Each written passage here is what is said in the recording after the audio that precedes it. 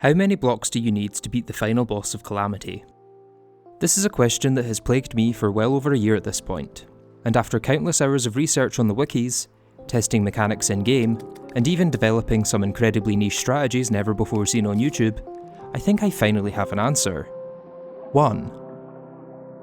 This single block of Infernal Suavite with a highly unstable Hellforge on top is all you need to make it to Supreme Calamitas. But how exactly am I going to get there? The first thing you'll notice is that the Hellforge breaks as soon as I enter the world. The one block that remains cannot be broken with my copper pickaxe, and has no special properties that will help out in the early game. You may be wondering how I can actually make any progress then. The key item that makes all of this possible is the starter bag. Calamity grants this to all new players, and contained within it are some basic early game weapons for each class, an assortment of potions, a mana crystal, a handful of bombs, torches and chests, and most importantly, 50 rope. With this rope, I can pillar upwards until the singular block of Infernal Suavite is off screen, allowing mobs to very slowly spawn on top of it. This is going to be an expert death playthrough, which could be fun. Slimes immediately jump into the void below upon spawning, making it incredibly difficult to collect their drops. This is a problem I'll have to solve a little later, but for now I'm happy to take down any Wolfram enemies that spawn for the scrap they drop. Most recipes that use this need an anvil, and of the 3 that can be made by hand, 2 of them are uniquely useless in a world with only one block, those being the Wolfram Digging Turtle and the Wolfram Treasure Pinger. The last of the 3, Wolfram Knives, are much more useful, and I'll want to gather quite a few of them before moving on to the next step of my plan. I only managed to get 2 Wolfram Scrap before nightfall, after which the only enemies that can spawn are zombies and demon eyes. Aside from money, these don't offer much. Some zombie variants drop additional arrows and torches though, along with my first accessory and pet of the run. Oh, I got a shackle. Brilliant, an extra 3 defense. And we have a pet as well. Once the night ends, I spend the entirety of day 2 building up my Wolfram scrap supply, ending the day with a total of 10. Then after grinding zombies through the night, I start day 3 by bridging out to the left with my 50 rope. The aim here is to get far enough away that slimes can spawn on the one block I have. Then if they jump towards me, I can dive into the void after them to get their drops. I'm not just looking to get some gel though. What I really want is the 1 in 20 chance that a slime can spawn with a bonus item inside it. And more specifically, I want that bonus item to be one of the 8 basic pre-Hardmode ores. Nothing in that one. Getting a slime with a bonus item is the easy part. All that takes is time. The real challenge is actually collecting the drops. Oh, there's rope in that one. I'm actually going to go for that. Oh, I'm quite far behind it. So I need to kind of match the speed and then manage to take it out and hope I can collect it. I did. So I've got 28 extra rope now, which is helpful, but actually not what I was after. What I was after was the ore. But it's proof that this does work. For the next few hours, this is exactly how the playthrough goes. Through the day I wait for slimes to spawn, and at night I take down zombies and demon eyes for some easy money. Has that got anything? Nope, nothing.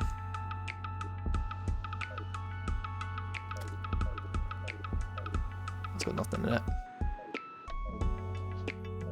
No, nothing in it. Nothing in that one. Nothing in that one either. Nothing in that. Nothing in that. And nothing in that. Nothing in that slime. And nothing in that one. There we go. First gold of the playthrough. Let's get it placed down to save it. Nothing in that slime. Unfortunate. Oh, and nothing in that one either. Oh, is that is ore. Okay.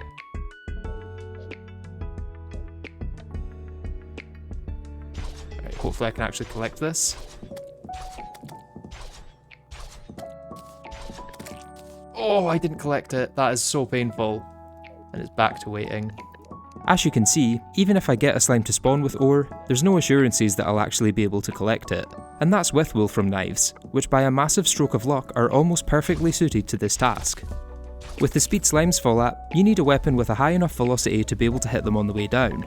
And since you're mostly falling through the cavern layer where there's complete darkness, it's almost required that your weapon gives off light so you can actually see what you're aiming at.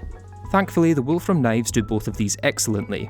The funny thing to do would be to collect that and then just instantly use it to teleport home instead of saving and exiting. Sadly, no matter how good my weapon is, it doesn't change the fact that ore is only a 1 in 80 chance from any given slime that spawns. So for now, all I can do is wait. What have we got? Anything in that? Nope, nothing in that. Nothing in that slime. Does that have... That has something in it. Here in Parkour Civilization, no one chooses to jump for the slime. It's better to be safe and climb the rope for zombies rather than risk your entire life just for a few more blocks. Okay, come on.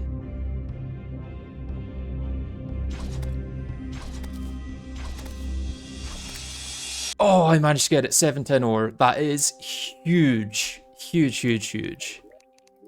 With my first set of blocks obtained, I can finally make some real progress. So far, I've only scratched the surface of what's possible, and to get any further, I'll have to go deeper. Thanks to the single shine potion from the starter bag, I safely make it to the caverns where I set up a mini mob farm. It doesn't take long for a skeleton merchant to spawn, who I happily buy more rope from. I didn't come all this way for rope though. My true aim is to get a full set of mining armour from undead miners. That may seem a bit counterintuitive in a skyblock where there's very little to mine, but trust me when I say it's without a doubt the most important armour set in this entire run. I'll let you have a think about why that is while I slowly grind my way through enemies in the cavern, gradually getting better weapons, new accessories, and even some extra ore blocks. The slime has iron ore. Let's see how many we get. 4. That's a really disappointing amount to be honest, but I can expand this a little bit.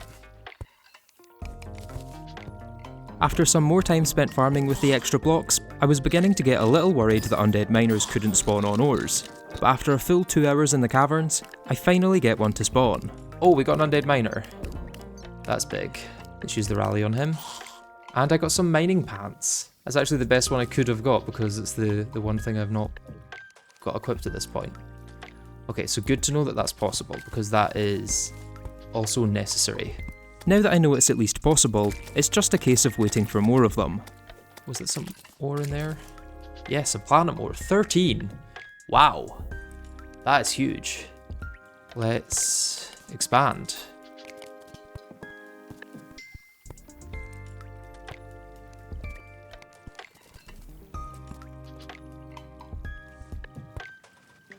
The 13 platinum ore massively speeds up the rate at which mobs can spawn, with the mining shirt dropping a mere 4 minutes after expanding the cage. And I got a mining shirt. Very nice. All I need now is the helmet. Unfortunately, the mining helmet has a lower drop rate at just 1 in 20 compared to 1 in 10 for the shirt and pants. Even still, it doesn't take too long for one to drop. Oh, that's something. What is that? Was that coins or ore? Mining helmet? When did that drop? That's big. Okay, so let's zoom in for the tech. I have a full set of mining armor. I have 1 iron ore in my inventory. I place the iron ore down. I mine it. Place it down. I mine it. Place it down. I mine it. 2 iron ore. I place them down. I mine them. Place them down. I mine them. 3 iron ore. Calamity adds a set bonus to mining armor where it sometimes gives an additional ore. So I now no longer have to fight slimes for 5 hours to get blocks. I can just mine ores and get more ores. Now do you get to mine ores for 5 hours instead? Exactly what I get to do. To be a little more specific, the Calamity set bonus gives a 25% chance for an additional ore to drop when mined. And while it states on the wiki that there's meant to be a random 3 to 6 second cooldown, this thankfully doesn't seem to be the case in game, allowing me to very quickly increase the number of blocks at my disposal. This new influx of blocks allows me to set up another farm in the Underworld for some much needed upgrades. First on that list is the Bladecrest Oath Sword, which fires a spread of scythes that home into enemies and travel through blocks, making it the perfect early game weapon to safely farm enemies. With the Oath Sword in hand, it becomes much easier to obtain my next upgrade, the Old Lord Claymore. This may seem like a pretty normal sword at first, albeit with a custom swing animation, However, when right-clicking, it charges a powerful dash that spawns homing stars and propels the player towards their cursor, damaging any enemies in their path and granting iframes. It's pretty much my only form of mobility in the early game, though it's not as if there's much world to move around in. Now that I have a way to generate blocks on demand and the best weapons I can get my hands on, the next major milestone will be obtaining a workbench. And despite all the different workbenches available in both Calamity and Vanilla, there's only one possible option I can go for, and for that I'll need to defeat King Slime. Thanks to how predictable his AI is, I'm already prepared enough to fight him. The issue then, is getting him to spawn in the first place. Since I don't have a demon altar, I can't craft his summon item, and since I don't have any grass, I'm not going to get any random spawns on the outer thirds of the world. This leaves only one possible way to summon and fight King Slime, the Slime Rain. With at least 140 health and 8 defense, this has a 12% chance of happening each day between 4:30am and midday. However, I don't have 140 health, so I have to fall back on the much smaller 2.4% chance in expert mode and above. Only it's not quite 2.4% either, since Slime Rain can't occur when there's already normal rain occurring, taking the chances much closer to 2%. All that to say, I'm in for a lot of waiting. But while I wait, I may as well see what else is possible. And would you believe me if I said I could already get a Blood Moon? Usually, you'd require at least 120 health for a Blood Moon to occur, but there's actually a very easy way to circumvent this restriction. Death! Somehow I'm now 2 for 2 on designing Skyblocks where jumping to your death is a perfectly viable way to make progress. But there's no medium core or shimmer on this one, so what exactly am I doing? Well, what I hope to achieve from all this dying is to collect enough graves to form a graveyard, as these will very rarely spawn brides and grooms which have a 1 in 5 chance of dropping a bloody tear. Rather surprisingly, this does not require 120 health to use, and thanks to Calamity making event and boss summons non-consumable, I now have access to as many Blood Moons as I want. Death mode massively increases spawn rates during a Blood Moon, so it doesn't take long for me to get both the Shark Tooth necklace and a money trough. Of the two, I'd say the money trough is actually the more useful item, as up until now, my storage was restricted to the 3 wooden chests I got from the starter bag. The 5 armor penetration from the necklace is still nice though, and it marks the final accessory I wanted to obtain before fighting King Slime. From here, the only upgrades I can get are incredibly marginal and mostly consist of farming for the same accessories for slightly better reforges. And for the next 10 hours of gameplay, that's exactly what I do. During this time, one of my very talented viewers created a beautiful piece of art depicting the start of the run, which they very graciously allowed me to use for a stream background. As if that wasn't enough, they also tried to nudge fate in my favour by creating a gif of it with the slime rain occurring, so I just wanted to say a massive thank you to Donalds for that. At this point, it had been around 13 hours since I was ready for King Slime, and I had so thoroughly ran out of ways to optimise my setup that I resorted to the last thing I'd ever consider: building. Building is going to be very limited with what blocks are available. So I do have access to all of the ores, and then I've got the gems for if I want little accents of colour. But that's kind of it in terms of building resources. And my plan for building is to create a scene from the start of the playthrough.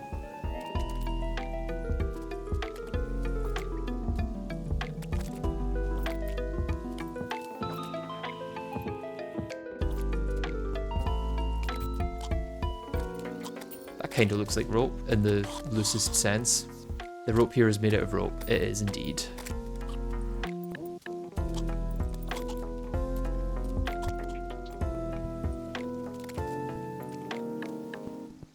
Now we're gonna have to wait for day to see it in all its glory. I mean, if you like really squint your eyes, look at it on the minimap. Oh, it actually does look... Okay, yeah, that actually works. And this almost looks like rope as well. It's just this Infernal Suavite doesn't really look like Infernal Suavite. But I can see the Wolf and Drone. I think that is probably the best iteration we've had so far though. I don't think it looks as good with the Spelunker as it does with the map. I think the map makes it look better than the Spelunker does. With the build complete and nothing else to do, it got to that part of every Chief Logan stream where after hours and hours of waiting with zero progress to show for it, chat and I collectively lose our sanity. I had an entire mental breakdown where I contemplated my own hatred of myself while I was gone from the stream, and you still haven't got a slime rain yet. Yeah, I feel like I'm going to go down the same path. This looks a bit different now that I see it with the full lighting. I feel like it looks less like rope. Did a slime rain happen? You're like 2 minutes too early. Ask again in 2 minutes, and I'll say yes. The slime rain is all in our heads. The DSM-5 has been updated with a new diagnosis called Slime Rain under schizoaffective disorders. Slime Rain isn't actually a thing in the game, it's a collective delusion that we've all made up. We're going to look back on this in a few years and think it's just one of those Mandela effects. Yeah, I remember when Terraria had a Slime Rain. What do you mean Slime Rain was never in the game? I swear, like, you would fight the Slime Rain, and if you killed enough slimes, King Slime would come at you, and they're like, what is a King Slime? There is no King Slime in Terraria. There's no Slime Rain. The metal detector is doing its best. It's actually doing a great job, all things considered. It has detected all of the metal. If it's a metal detector, then why does it detect life roots? Because life roots are metal, I guess. So are we eating metal? Yes. This is rope, by the way. It's rope, don't get any other ideas. We did get a slime staff though. We may not have got the big slime, but we got a little guy. We have King Slime's son, and if he ever wants to see him again, you better come get him himself. Another slime staff. 2 slime staffs before my first slime rain. You must sacrifice a slime staff to the void. I can do that actually, yeah. If that will get me a slime rain, I will do it. I give a sacrifice for King Slime. And there's my own sacrifice as well. I sacrificed a slime staff and myself. No way it's actually raining. No. No. Because that's an entire day that I can't actually get slime rain. The sacrifice did not work. Everyone always asks when slime rain and never how slime rain. It's true. How does slime rain? Where are they coming from? The slimes are illegal to port them. Well, if they ever decide to try and rain in this world, I will make sure to deport them. We need to build a sky wall. Did the slimes fill out the right paperwork? Unlikely, unlikely. They've not even got hands. Guys, what's the politics of King Slime? Because he's technically like a monarchist, so what do you think his policies are in his kingdom? King Slime is a Tory. I could see it. I'm back. What's going on, chat? I have no idea. Fearing what chat would devolve into after another 10 hours without progress, it was time to get a little more active with my waiting. You may recall a little earlier I said slime rains can only start between 4:30 and midday. Well, what if it could always be between 4:30 and midday? This is possible thanks to interdimensional time travel through the infinitely random multiverses of Terraria, also known as pressing Alt F4. With autosave turned off, this resets the world back to its last save point, allowing me to repeat the morning over and over again in an effort to Groundhog Day a slime rain into existence. Somewhat ironically, this ended up happening on the very first reset. Oh, we've got it. Okay, let's get autosave on, and then I'm going to save and exit. We actually got it. On the second time travel as well. Well, technically the first time travel. Right, I'm going to create a backup of that world, just in case King Slime decides to mess around. Oh, we're going to make progress. We're actually going to make progress. Wait. Okay, yeah, there is still slime rain. I was so worried for a second there when I didn't see any slime falling from the sky. Oh, it's beautiful. It's beautiful. Now we just have to make sure that it's long enough to actually kill enough slimes. Should be very fast to kill 150 of them. This is the most excited anyone's ever been for a slime rain, I think. Yeah, and there's a lot of us excited as well. It's not just me. Oh, my heart is actually racing. I better not screw this up. Okay, we got him. Now we just do this, and we buff. Calamity makes King Slime teleport more often, allows him to teleport mid-air if the player is above him, and always makes him teleport in front of the player if they're moving. Because of all this, as long as I keep moving left and right within this floating box of platinum ore, King Slime and his minions should never actually be able to hit me. Even the shots from his Ruby Jewel in Phase 2 can't travel through blocks, so the only real danger here is King Slime despawning, which is an annoyingly common occurrence that I can't really prevent, hence the world backup. Please don't despawn. Please do not despawn. Once he gets really low, he starts moving really fast, and it becomes quite hard to hit him.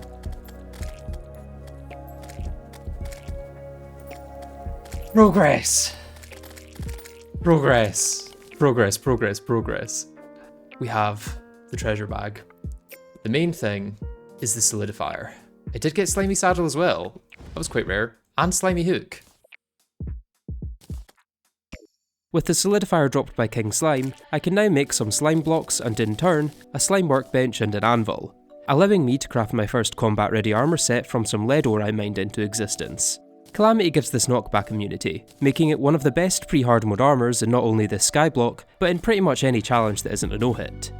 Along with the armour I craft a bucket, which will be very useful very soon for a very important purpose. First, however, comes the other major mechanic unlocked by the solidifier: housing. For now this is very much function over form, but I promise I'll build something a little more aesthetic later on. It doesn't take long for the merchant to move in, who I buy a bug net from. Then, while waiting for some other NPCs to spawn, I take the bucket I made down to the Underworld to extract some lava from the local slimes. Calamity supposedly replaces these with their own version that doesn't drop lava, but luckily for me they did a pretty bad job of that and the original ones still spawn, albeit a bit more rarely. This one bucket of lava can then be painstakingly duplicated to fill a very wide yet very shallow pool of American Fanta. And for those of you that never left the Underworld, this is what Fanta looks like when your country doesn't have a 42% obesity rate. A little tip for anyone else that needs to duplicate entire oceans of lava by hand: you can actually do it automatically if you make a 4-wide floor and pour it on the third block. Wait a second for it to flow towards you, then hold left click on the first block. Much easier than manually clicking with the typical V-shaped block setup. You may be wondering why I'm making such a long and one deep lava lake. There is a reason for it. There's a method to the madness. Okay, I'm gonna stop there.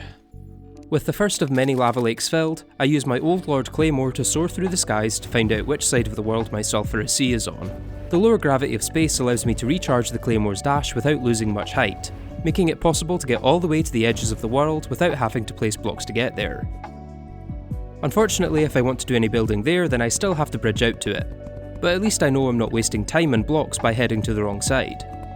Once there, I kill one trasher to free the angler, then let another trasher kill him to get the golden fishing rod. A feature that I'm still amazed is a thing in Calamity.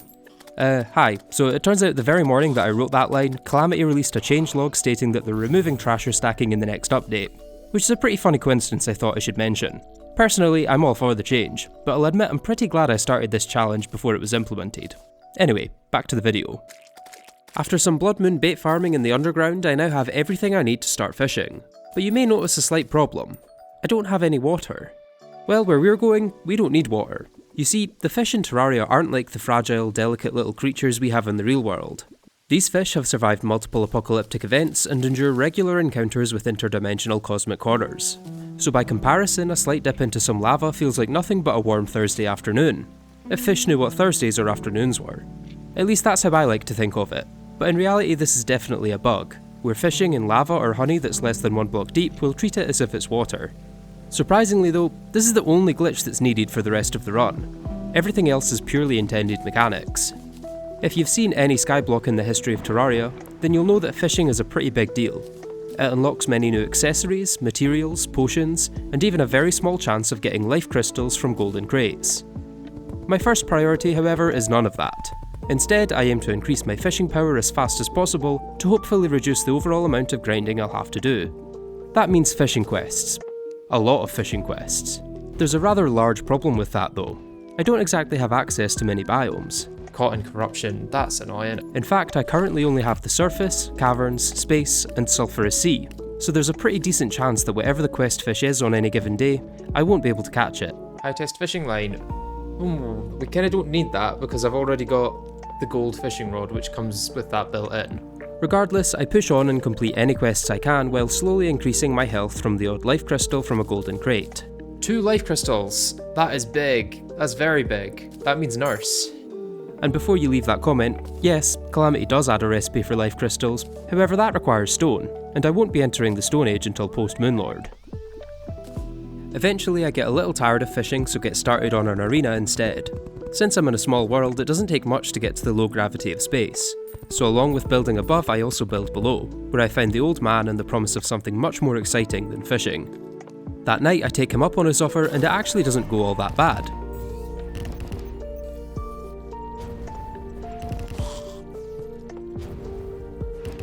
The Old Lord Claymore dash allows me to dodge decently well while dealing damage, and I even manage to charge up on adrenaline right before I get stuck in his head and very quickly die there. Okay, yeah, I don't have enough speed. But it actually wasn't that far off, all things considered. Like, if I had some extra buffs, some arena buffs, maybe a little extra health, it would basically have to be a no-hit is the problem. It does look doable. I did beat phase 1, Honestly, I think with a little bit more practice and some luck, this fight might actually be possible.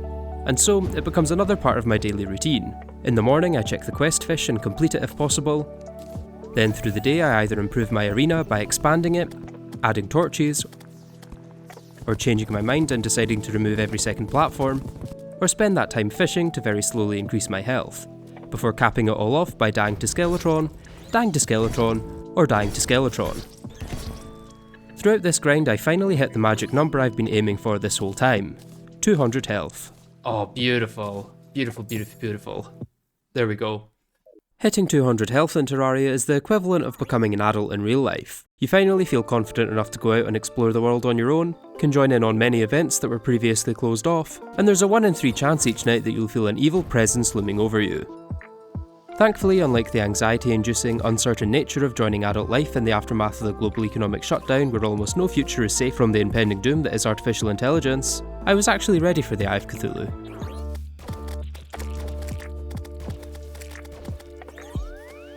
I might actually want to use Claymore for more mobility. It also does do decent damage.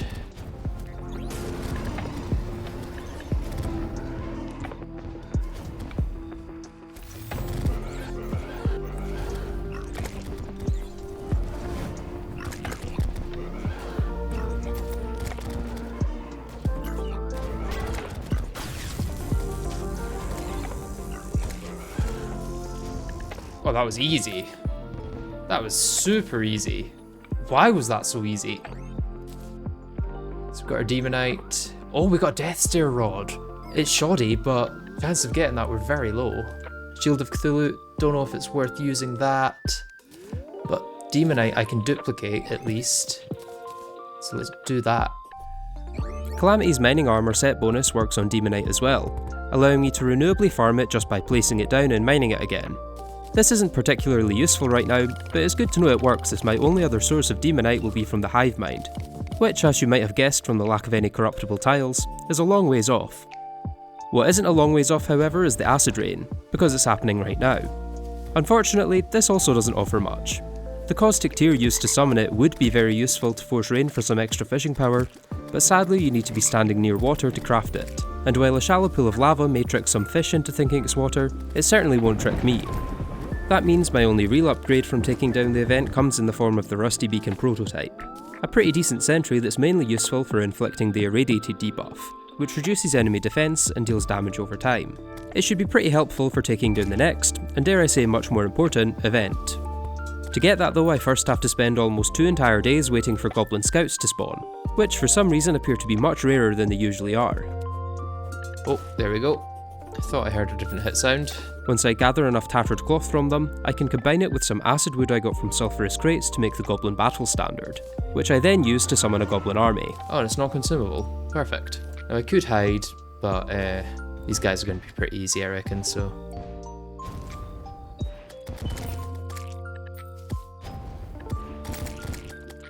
Unknowingly, the event is possible just by doing this, so I guess I'm just doing this. The event itself was incredibly easy, and after taking it down I head to the caverns to find the Goblin Tinkerer, finally allowing me to combine some accessories for a much needed power boost. Okay, GPS, condenses things. I can use those, and then I can also use these for the amphibian. And I can use this, the Sharkron. And I think that's probably all I can condense right now. We may as well give Skeletron another try just now, with what we've got.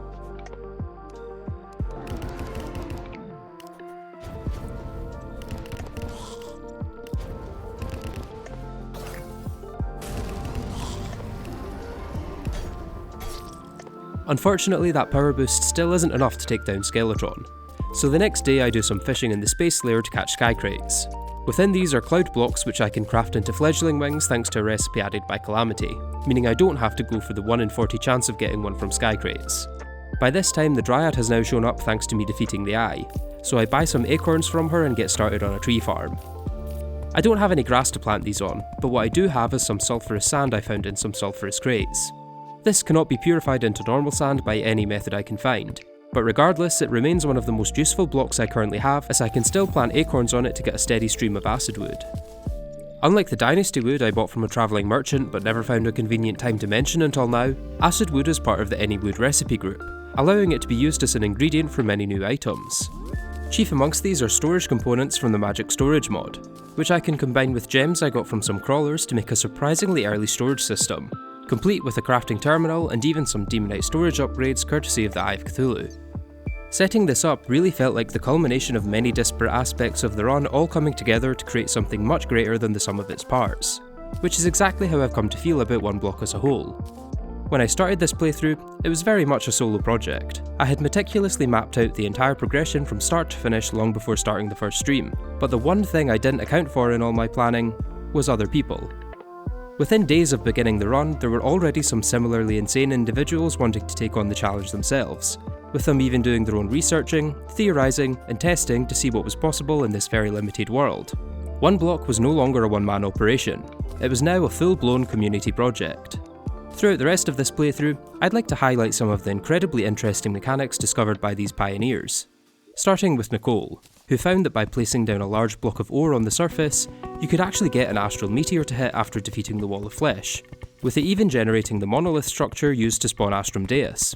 This will grant access to many helpful items and even a few bosses that were previously locked post-Moonlord. But that's not even the most interesting part. What Nicole actually discovered is that the monolith contains a very specific block that will change the entire trajectory of this playthrough.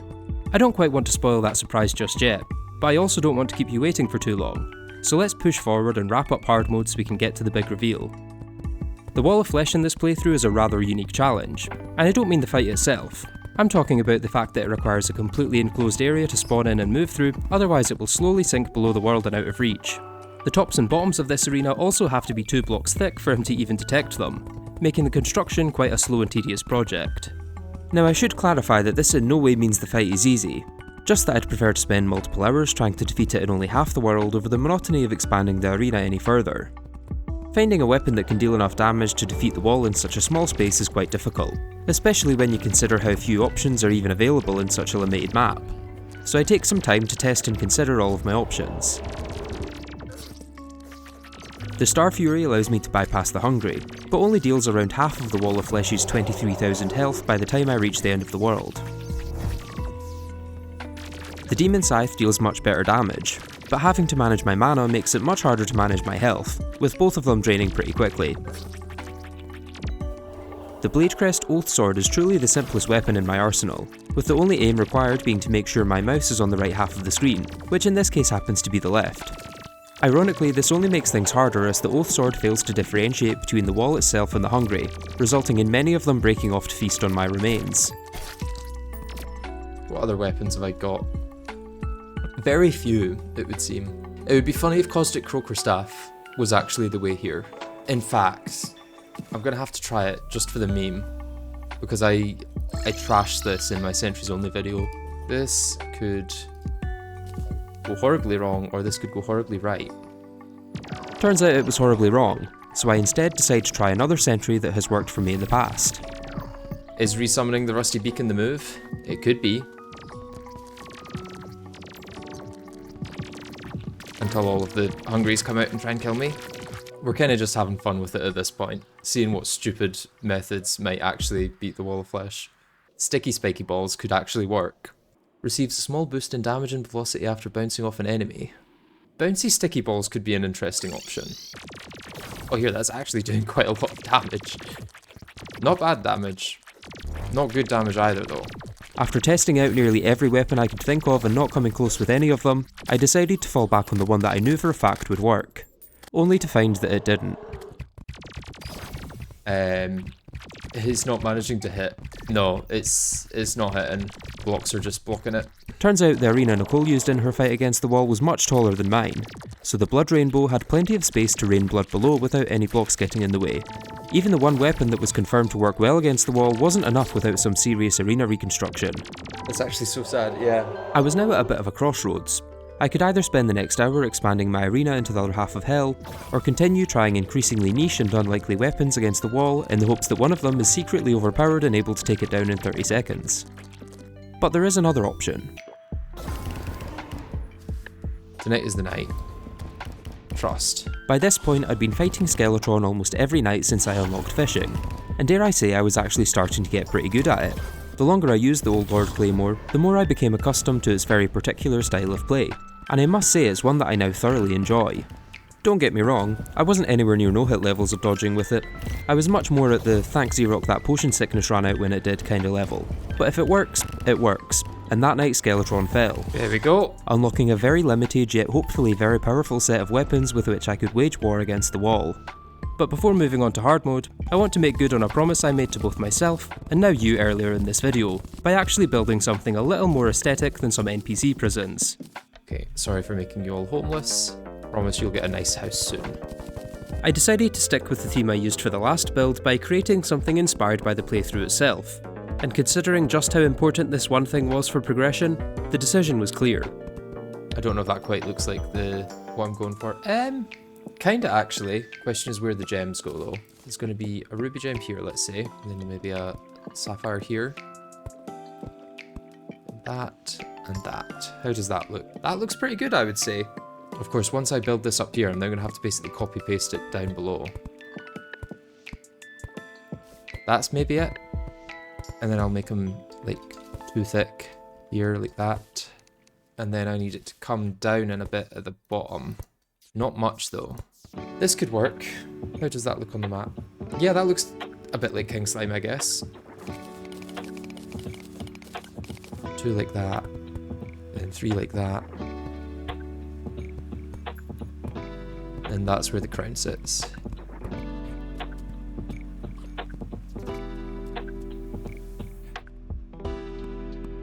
1, 2, 3. There's the crown, right? That looks right. Is it possible to make a mannequin from acid wood? Interesting question. Any wood, it should be possible with the thing, yeah. I don't think I've got a full set of ninja armor, but I think I've got a gi and the other two parts. Ah, yeah, I do. Okay. But if I just had it, like, here, it's like a nod to the fact that the ninja was inside.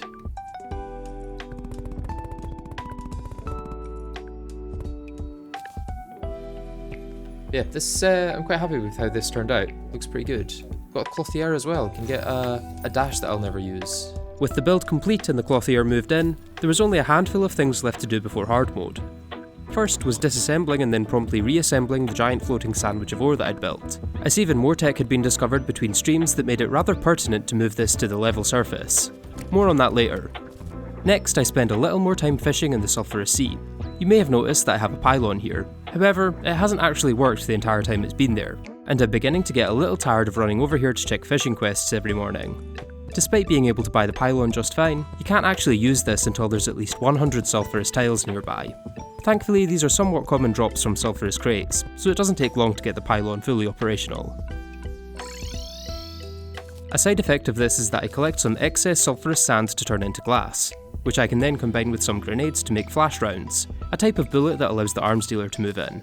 However, he's not the NPC I'm actually interested in. Once you defeat Skeletron and have enough housing, the bandit can move in.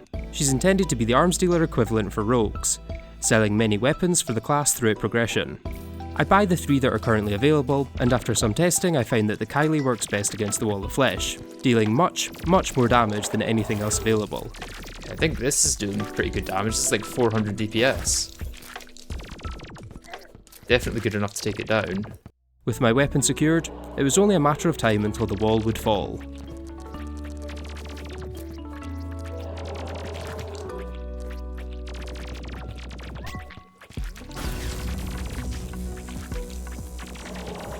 I think maybe this one, unless I mess it up. And by mess it up, I mean just like that. I think I've got it. There we go. Not got a message about the meteor yet. Unfortunately, Calamity really struggles to set hard mode in a skyblock like this, leading to the world being in a strange state of limbo where nothing quite works the way it should. Ironically, this is actually a good thing as it allows me to test if the Astral meteor impact worked. Oh, I do see Astral ore. This should mean that you had an impact but no monolith. That would be very sad. I will go have a look. Okay, we've got an impact, but no monolith. Upon trying to save and exit with the world in this state, it will get stuck on setting hard mode, which can only be fixed by hitting Alt F4, reverting the world back to its last save point. Oh. No Astral Meteor. Player data is still saved, however, so I still have the Wall of Flesh drops in my inventory. I make a point of not using them until I'm properly in hard mode though. After adding an extra layer of blocks to the sandwich and expanding the Dynasty Wood wings to hopefully give the monolith room to spawn, I take on the Wall of Flesh again.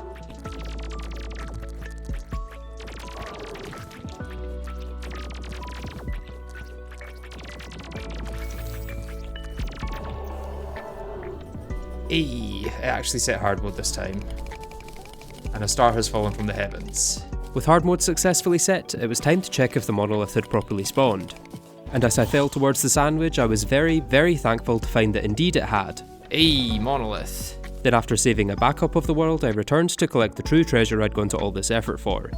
You see, what Nicole had discovered hiding within the Astral monolith might just be the most important block for the entirety of hard mode.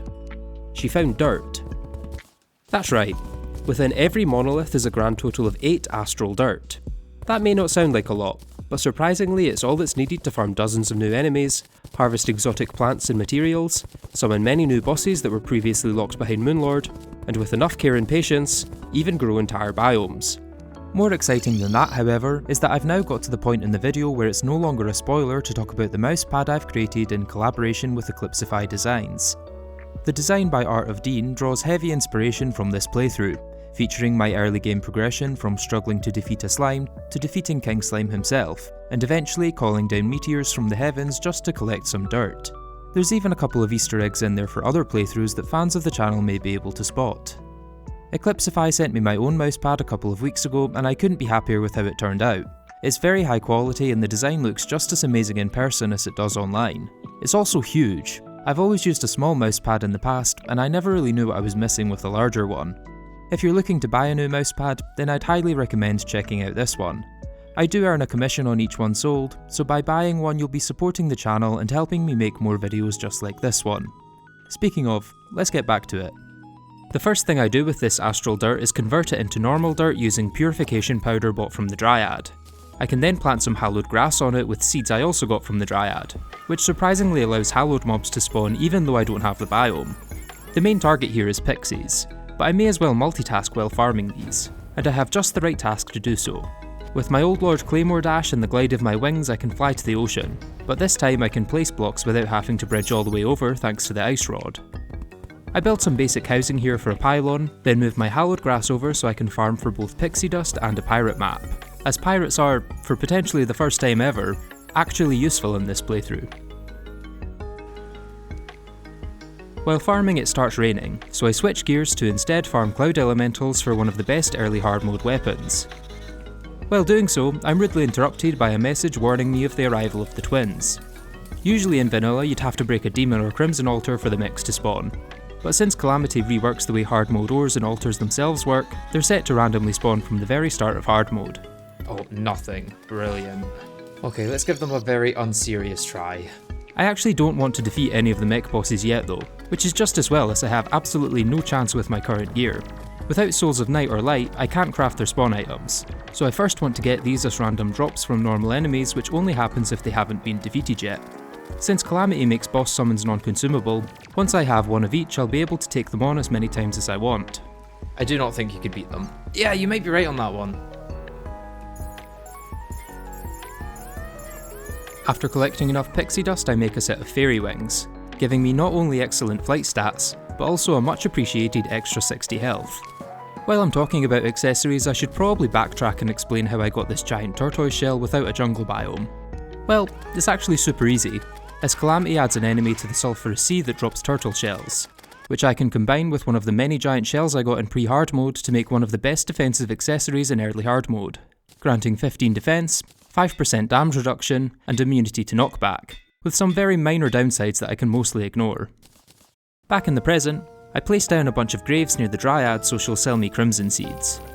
I then build a large cage which these seeds will live in for the foreseeable future atop the 8 dirt I have. This is the second community tech showcase of the playthrough, this time discovered by Bone Reaper. who found that 8 dirt is actually more than enough to make an entire artificial crimson or corruption. All it takes is a little gardening, and a lot of waiting. During that time I do yet another fishing session, this time to get Hardmode ores. I'll not be using the tier 2 or 3 ores until I beat my first and second mech though, as these being found early in crates is a bug that has yet to be fixed. Once I have my first set of each ore, there's a much more consistent way to get it though. I am of course once again talking about the mining armor set bonus. This allows me to dupe enough palladium to make a full set of armour, and while crafting it I'm notified of an incoming pirate invasion. I guess whatever Calamity does that allows the mechs to spawn also works for the pirates. I slowly make my way through them while accidentally still wearing the mining armour.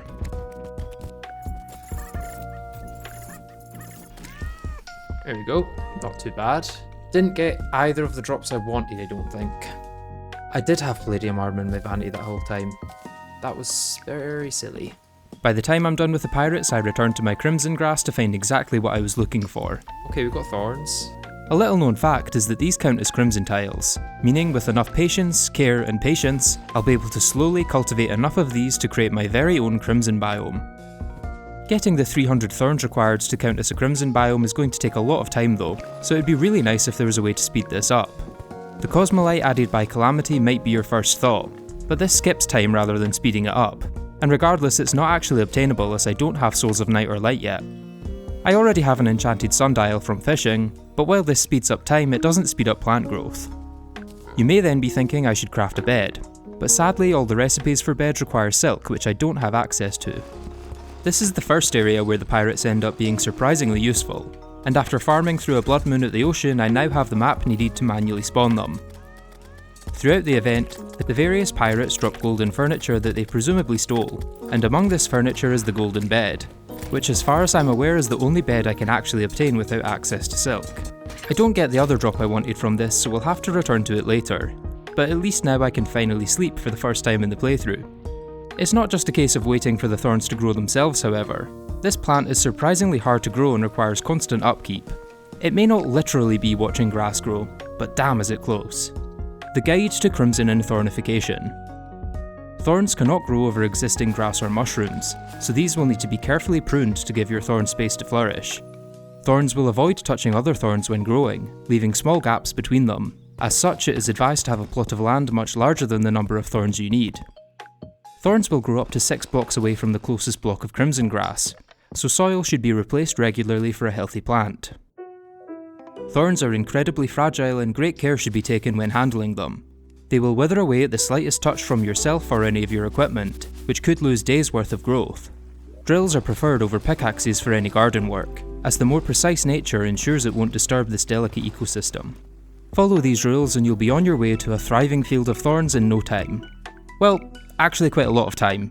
In fact, from start to finish this process takes almost 12 hours, with a lot of that spent sleeping to speed up growth. You surely don't expect me to spend 12 hours of my life sleeping in a game while making barely any progress though. That would be hell. In this playthrough there's thankfully a lot of other things I can work on while the thorns grow in the background. And I don't just mean dying to random mech spawns. Okay, as expected. My first task is to take advantage of the rain to continue farming cloud elementals. This time combining it with the increased spawn rate of a blood moon to get the drop I wanted, the Storm Saber. This is potentially my favourite early hard mode weapon in Calamity, with its homing projectiles making it very easy to use and dealing excellent damage for this stage of the game. With the saber in hand I take down the pirates once again to get the other item I wanted from them, a golden sink. This won't quite allow me to place water in world, but it does allow me to fill some bottles with it so I can make potions for the first time in the playthrough, meaning I no longer have to rely on rare slime drops or crates. That's not all though, as it also unlocks the caustic tier, an item that allows me to summon an acid rain and cause a heavy downpour across the rest of the world, giving me an on-demand weather boost to my fishing power. Lastly for now I can make water candles to further boost my spawn rates, though it's not as if it's needed with the boost I already get from Death Mode Blood Moons, which very quickly gives me a couple of upgrades in the form of the Star Veil and Charm of Myths.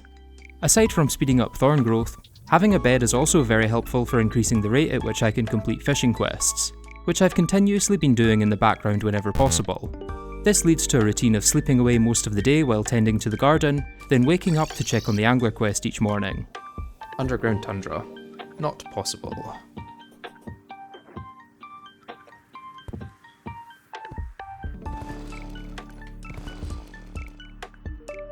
Surface. Finally one I can actually do.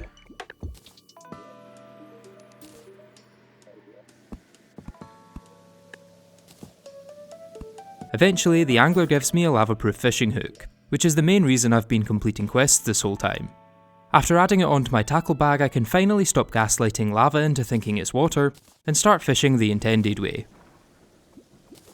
The main benefit of lava fishing comes from hellstone crates, which contain many exciting new items. This is also going to give me a lot of stuff I don't need, like potted brimstone bushes. Can I make the upgrade to these? I could actually make the upgrade. While the prospect of some slightly better boots is nice, the hands down most important item found within these crates is wet bombs. Okay, let's put all but one into my storage so that they're there as a backup. Create the upgrades to these. Warding as well, very nice.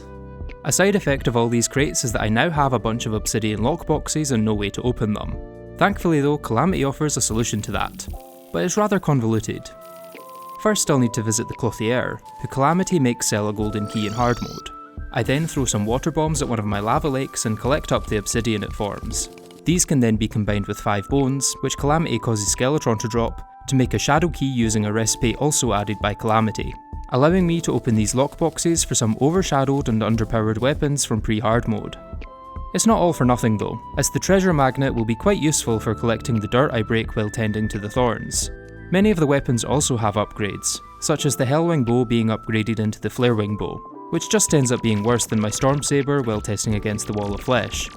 The next few hours mostly consist of me sleeping in the Thorn Garden and completing a few side tasks, including dying to a random Skeletron Prime spawn, creating an artificial ocean, which unfortunately won't let mobs spawn without sand, dying to a random destroyer spawn, but actually not doing so bad against it, expanding my storage system with new units, fishing in the caverns, fishing in the sea, fishing up a quest that grants 2 bottomless buckets, the second of which will be incredibly important much later on, moving some dirt to hopefully get mushrooms for regen potions, moving that dirt again so I can also gather hay without breaking my thorns, building a sulphurous sea suited for a scourge, dying to a random twins spawn, farming the Wall of Flesh to hopefully get his rare weapon drop, which I don't,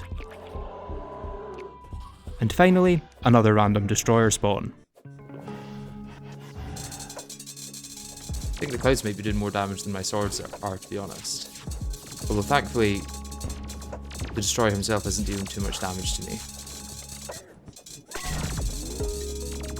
Well, at least the adrenaline stopped me taking as much damage. I think we got it. Oh well, we got it. We did get it. After respawning, I collect the treasure bag but don't open it just yet, as saving it for after I defeat all 3 mechs will allow it to drop hallowed bars as well. That doesn't mean I don't gain anything from this fight though, as thanks to my self-imposed rule regarding hard mode ores, I can now use the second tier of them, letting me craft a mithril anvil and an orichalcum pickaxe. This is one of the most impactful items in all of hard mode, but before I explain why, I get a little distracted fending off some pirates and farming for flame wings in the Underworld.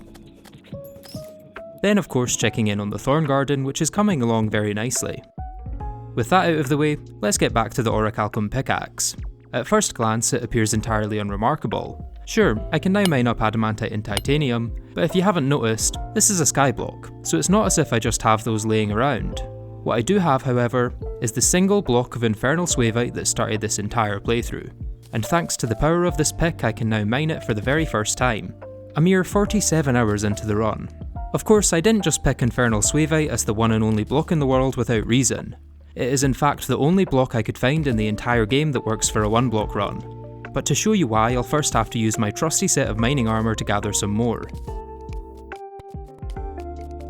I mentioned earlier that this is the most important armour set in the playthrough, and this right here is why. So far it's been very helpful for getting a renewable source of each ore, but this is where it actually becomes a full-on requirement to progression. You see, with 101 blocks of infernal swavite I can create an artificial brimstone crags, and within the crags is an enemy called the Despair Stone, which when killed has a 20% chance of dropping 10 to 30 brimstone slag. As far as I can tell, This is the only way to get this in a skyblock without straight up giving it to the player or abusing some really cheaty glitches. And why is Brimstone slag so important, I hear you ask?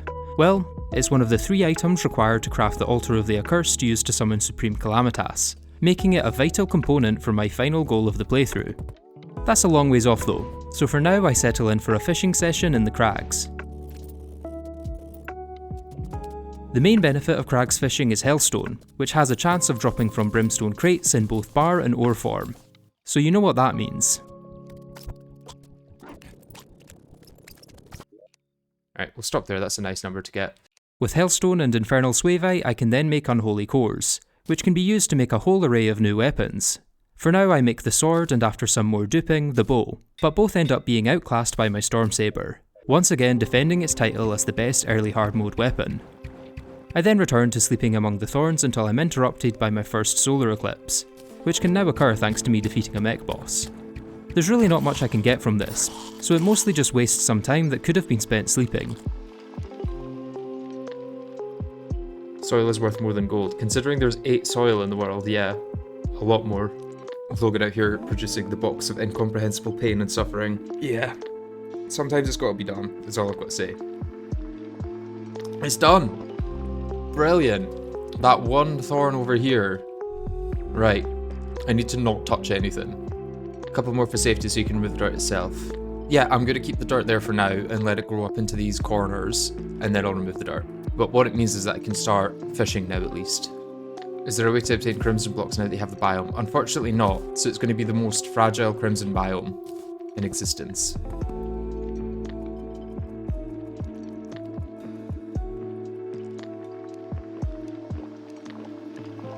Fishing in the Crimson unlocks Hemopranas for rage potions, the Blade Tongue is a pretty competent true melee weapon, and hematic crates that contain both Ichor and Souls of Night which can be used in many recipes. But that's not even the best bit about this whole Thorn Garden setup. You see, with just a Clintaminator and a handful of purple solution, I can convert the entire thing into a corruption biome in a matter of seconds. No need to wait another 12 hours for more thorns.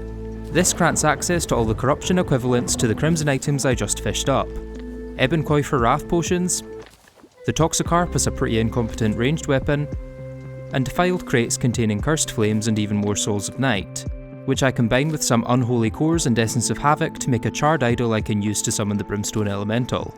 For that though, my current Crags biome won't be enough, so I get started on farming Despair Stones for Brimstone Slag. Do a little bit of this, a little bit of this, and hope that I don't die.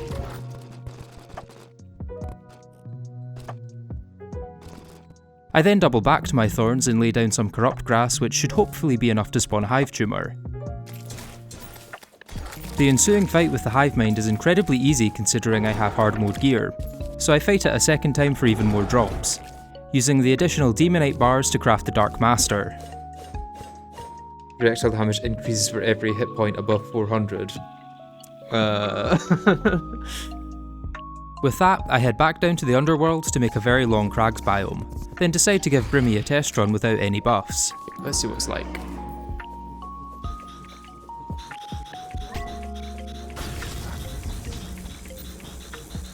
Okay, so not bad so far. I mean, I'm still getting adrenaline, so it really can't be that bad.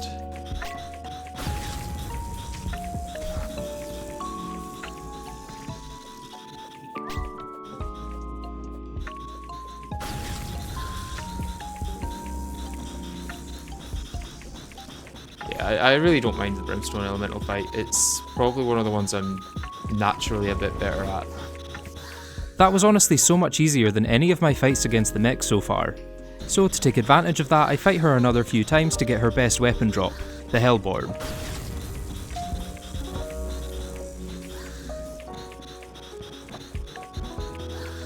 Between farming Brimmy, I take a short break to fight the Perforators, using the bloody worm tooth it drops to further increase my melee damage and defense.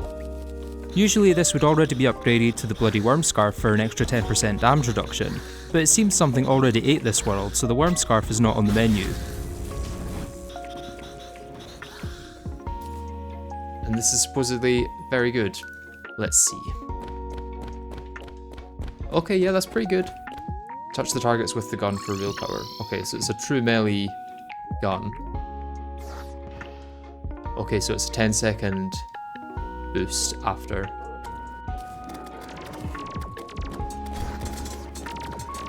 Okay, yeah, it's doing quite a lot of damage. I'm also taking quite a lot of damage, but that might be okay. I might deal enough damage that taking all of that damage doesn't really matter. Oh, damn. Sadly, I don't quite manage to take down the twins by the end of the night, so I spend the next day at the Sulphurous Sea trying to get the aquatic scourge to spawn. Without any way to get shark fins, I'm unable to craft the seafood used to spawn him, so have to rely on the incredibly small natural spawn rate. Oh, there we go. Okay, definitely dealing good damage. Although he's also dealing good damage, so making the mistake of not dodging. Probably the worst mistake you can make in Terraria. Or at least dodging really badly.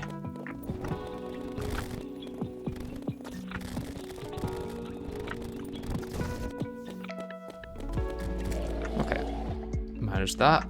Now just the actual event. After a very slim victory against the Scourge, the Tier 2 Acid Rain was a breeze. I don't end up getting the drop I wanted from this, that being the Orthocera shell as a much needed sentry upgrade, but go back to attempting the twins anyway. This is going worse than my first attempt. Like a lot worse. Yeah. I think I just managed to phase transition them both at the same time, which is the exact opposite of what I want to do. Come on, it's going to be dead soon. Ah! Okay, let's go for it. Okay, let's try not to jump into the projectiles. I've heard that that works quite well. And I'm still using mining armor. I've heard that that doesn't work too well. I did at least get my adrenaline off.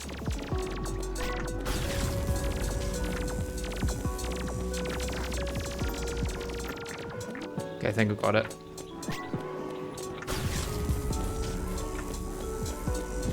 There we go. Not too bad. Could have been worse. Could have been better. I could have had the right things equipped. That would have helped. But we got it in the end.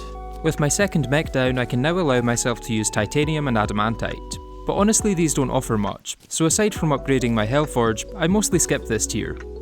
At this point I've been sitting at 380 health for quite a while, so decide to do one last push on the life crystal grind to get up to max health. This is a good point to bring up some fishing tech that Bone Reaper taught me to eke out a little more efficiency from each session. Whenever my sonar potion detects an item I don't want, I quickly swap to another item in my hotbar and then back to my fishing rod. This cancels the time that would have been spent on the bobber animation and allows you to get straight back to waiting for a good catch. Pair this with a block directly below the bobber to slightly speed up the time it takes to settle, and you have a recipe for a high-octane, skill-based fishing session. 8 minutes later, I open my crates to find not one but 2 life crystals. Enough to both max out my health and make my first heart lantern. Looking back, I've come a long way from fighting slimes in the void. So, what's next? I could turn my 8 dirt into mud, plant some jungle grass and defeat Skeletron Prime, hoping a Plantera's bulb spawns on top of it. Considering the intended progression of the game, that would make a lot of sense. But there's a better option. By farming some enemies in the Astral biome that I've mostly ignored since collecting my 8 dirt, I gather the materials needed to craft an Astral chunk. Taking on Astrum Deus right now may seem a little strange, but trust me when I say it's going to be well worth it. If you're walking, he will not land on you. When he jumps, just walk. When we need to dash, he will not reach you. Just jump the projectile wave. Okay. Okay, I think I know what you mean now.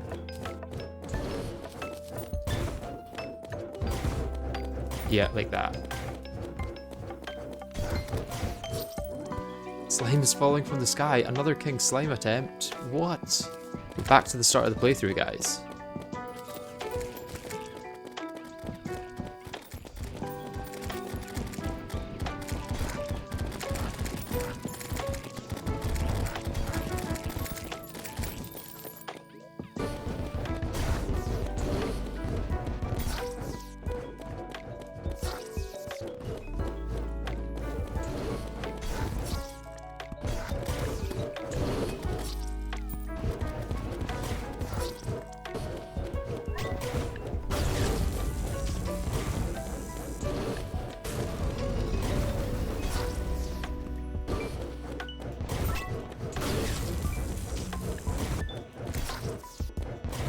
Okay, getting close, but I'm also getting close to dying, especially if that hits me.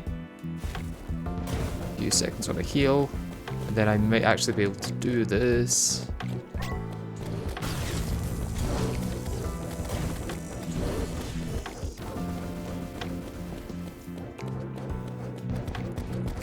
Hey, not too bad.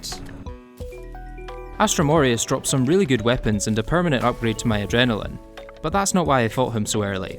You may have noticed at the end of the fight there was a message in chat about another star falling from the heavens. This is entirely normal and happens in most worlds after defeating Deus, but what doesn't usually happen is this. What you're looking at is a second monolith that spawned right on top of the existing one, and yes, this one contains dirt too. Full credit for this discovery goes to Raz in my Discord server. The full explanation behind it is a little complex and has to do with the number of astral tiles in the world and the astral ore on the surface. But the headline is that each time I defeat Deus, I gain access to an extra 8 dirt. Now, considering what I've already done with the first 8 dirt, imagine what I could do with a technically infinite supply of it. New biomes, new enemies, new items and new bosses are now closer than ever before. The next major goal for the playthrough is obtaining enough dirt to craft a dirt bomb, but to do that I'll need to take down Deus another 2 times, which should hopefully be a whole lot easier with all the new weapons that drop in the astral biome.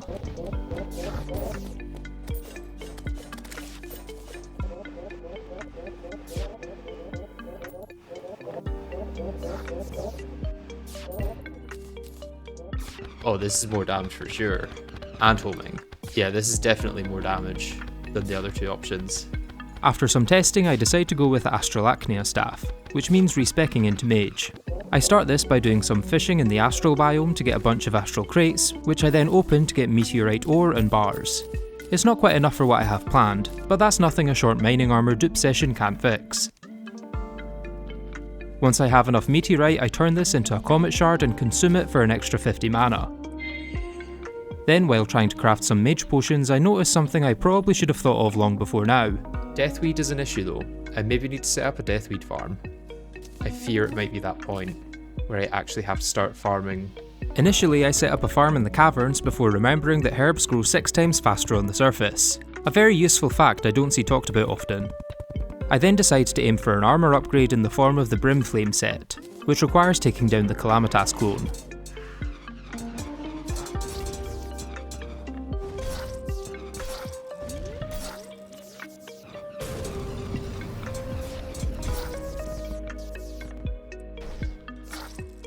Unfortunately, it turns out I'm really bad at this fight in death mode, so I end up losing quite a few times before getting a successful attempt. About time. With the Ashes of Calamity it dropped, I can now make my new armour, which offers excellent mage stats for this stage of the game. So now we can kind of decide whether we're going to do Skeletron Prime tonight or go for Deus again. All it would really give is access to Hallowed bars, because I don't think I could do much with Soul of Fright. Although now that I've got all 3 souls, I guess I could. Even with all 3, it's not much. Yeah, it doesn't seem to unlock much. It'll unlock Chlorophyte once I've got Jungle. So maybe I want to wait for that. In the end, I decide to go with Deus first, which it turns out was the wrong decision, as even with my much better armour and weapons, I still end up dying to it twice in a row. Okay, I think Skeletron Prime tomorrow night instead of more time on Deus. I think that will be worth more in the long run.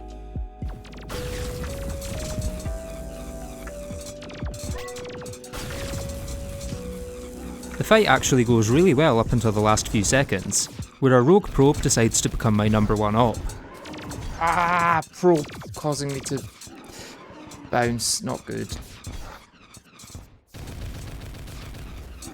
I swear if that probe ends up being the reason I die, never mind. With the last mech defeated, I can now open up all 3 treasure bags that I've been saving to get some hallowed bars. Okay, 80 hallowed bars, that's quite nice. Other than hallowed armour, what's going to be that useful? And I can make the mechanical glove now for extra melee damage, which is probably my best damage accessory at the moment. I might just go back to melee to be honest for the extra defense. Okay, so I definitely want hallowed gear, so let's get that at least. The plate and the greaves. We're going melee. We went Brimflame robes for one boss, and now we're going melee. Thanks to a recipe added by Calamity, I can use leather to make some feral claws without a jungle, which I can then upgrade all the way to a mechanical glove. I craft and test a bunch of melee weapons, and unsurprisingly the best ends up being the post-Aureus Astral Scythe. Who would have guessed that the option furthest forward in progression would end up beating everything else behind it? With that, it's now time to get back to grinding Aureus for more dirt. I just need to not get hit as much.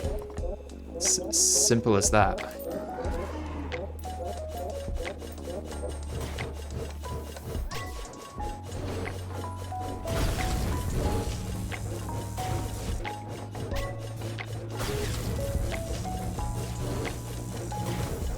Looking good for this one. Yeah, I think we got it.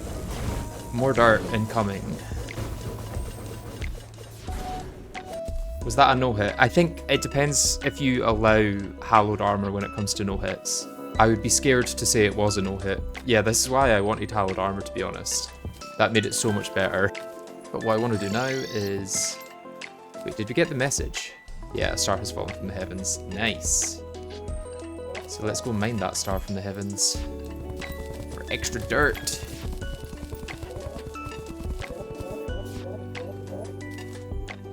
Seven. What's the last one over here or something, I think? Yeah, that's the last one.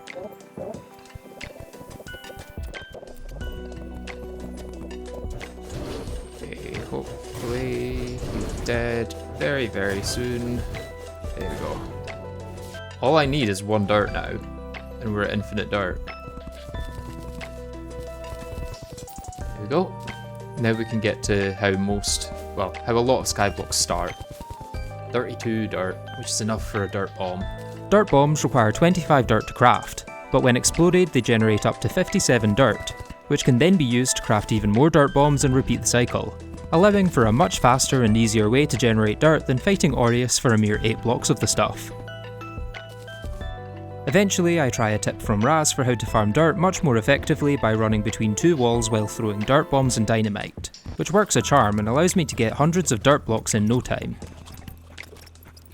With the golden sink in my storage system, I convert some of this dirt into mud for a jungle biome. I set this up in rows with gaps in between to allow life fruit and Plantera's bulbs to spawn, with platforms placed under each block to stop vines growing down and getting in the way. The jungle isn't the only biome unlocked by this new influx of dirt though, as I can now make a hallowed biome where I farm for souls of night, allowing me to finally craft the Cosmolite. Beautiful. One of the most useful items in the game. Finally have it. It's then back to the fishing grind for a while, this time in the hallowed and jungle, with these new biomes granting access to life force and summoning potions, along with all the goodies found in their crates. Most notably the Staff of Regrowth from bramble crates to vastly improve my herb farming, and crystal shards from divine crates which I use to craft a gelatin crystal with a recipe added by Calamity. After planting some hallowed grass on the surface, I use this to summon Queen Slime and defeat her a few times.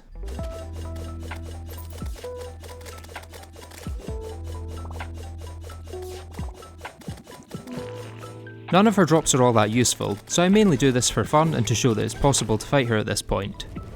By the end of it though, it's almost night, so while I'm here I may as well catch some prismatic lacewings, which Calamity makes spawn at any point in hard mode rather than post Plantera. Speaking of Plantera, I set up an arena for her just above my life fruit farm, then place even more mud in large blocks in the caverns.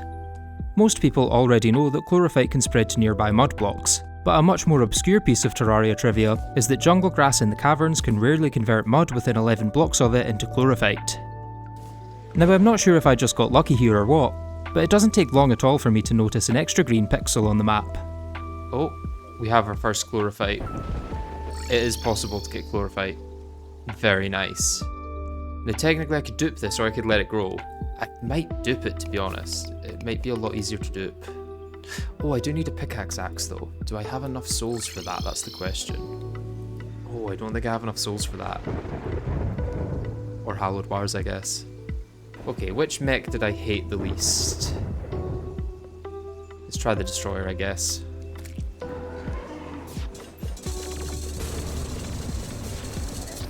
It would appear it's impossible for me to defeat the destroyer in this world without him also defeating me.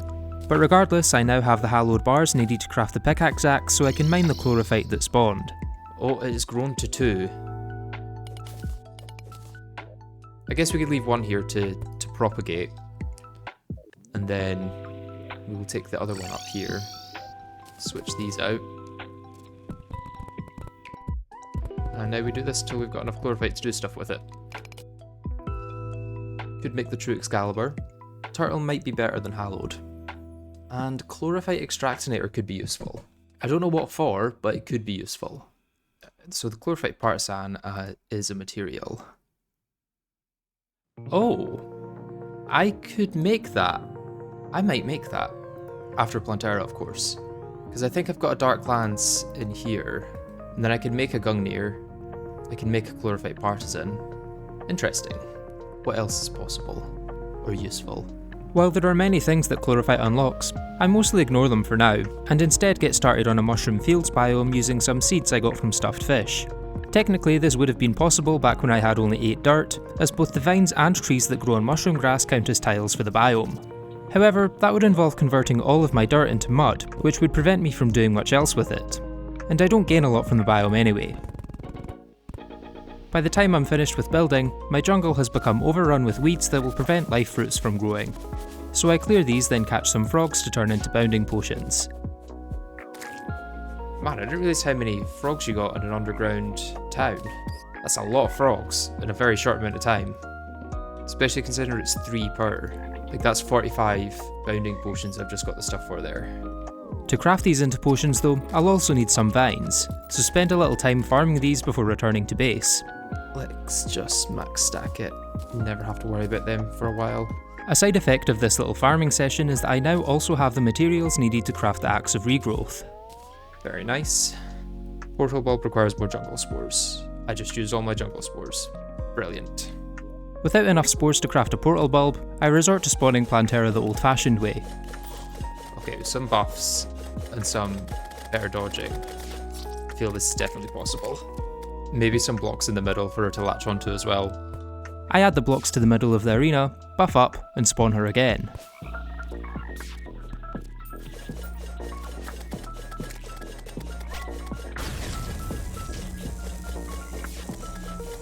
But hey, I've still not been hit yet, which is nice. Like for actual damage.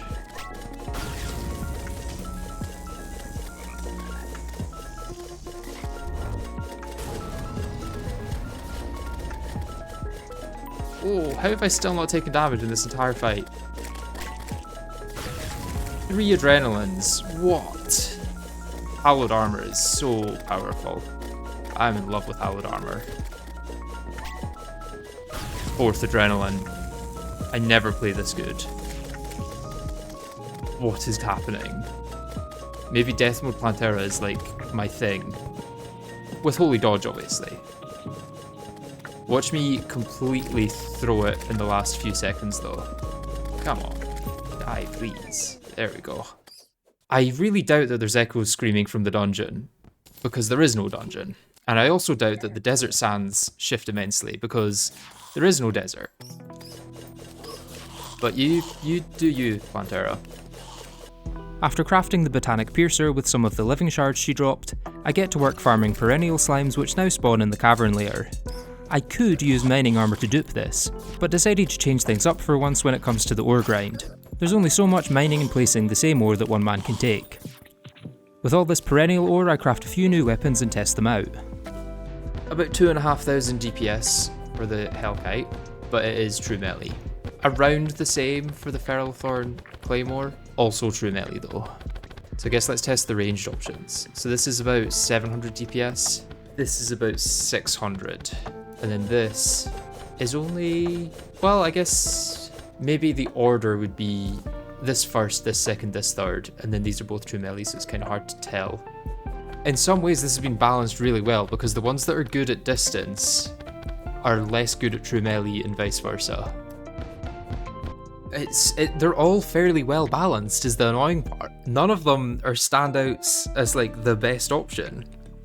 Piercer looks the most consistent, yeah, I think so. But it's all very, very close, I have to say. Calamity has for once done a good job of balancing these. Anyway, time to go from a handful of very well balanced weapons to one that's, shall I say, not so well balanced. By spamming the Cosmolite, I can quickly skip through time to hopefully force an eclipse to start. While doing this, I get a little distracted by a free slice of cake, then check to see if my mushroom biome has fully grown yet. Check if the Dryad is selling mushroom seeds yet. Ah, yes, we've got surface mushroom. Give me mushroom seeds. Give me around 2,000 mushroom seeds. And hopefully, if this is a valid house, Truffle should be able to move in, right? I think so. With that distraction out of the way, I get back to time skipping until I get an eclipse.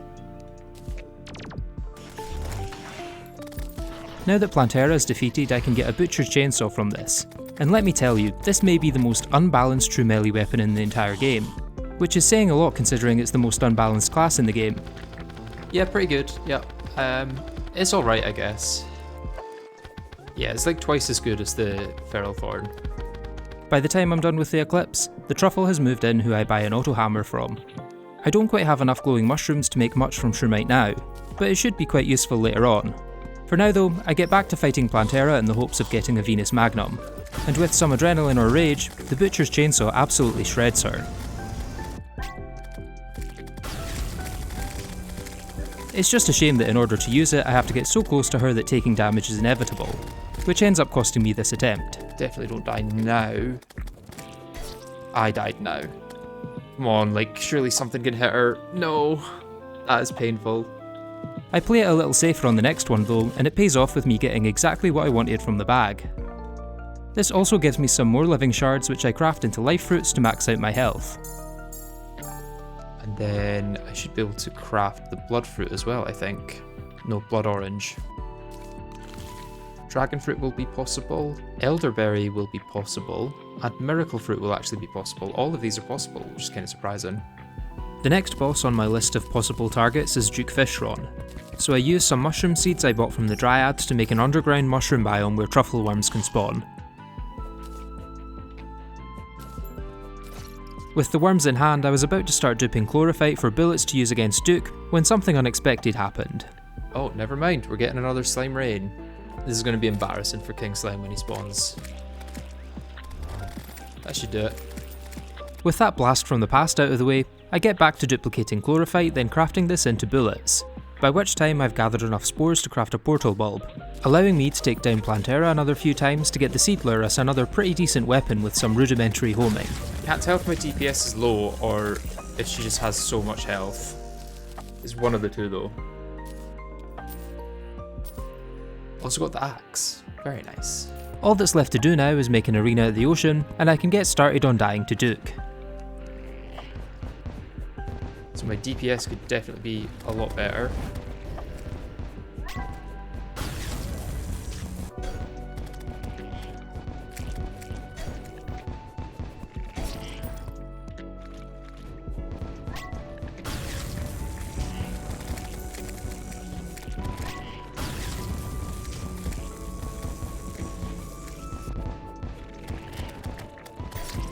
The lack of a ram dash really makes this fight a lot harder than it usually is, as with something like the Deep Diver or Asgard's Valor, you can dash through him to avoid damage.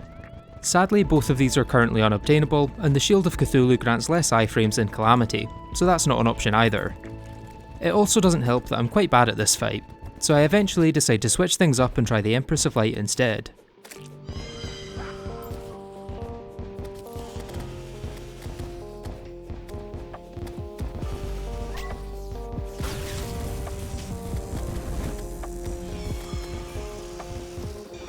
I'd say so far I'm doing better.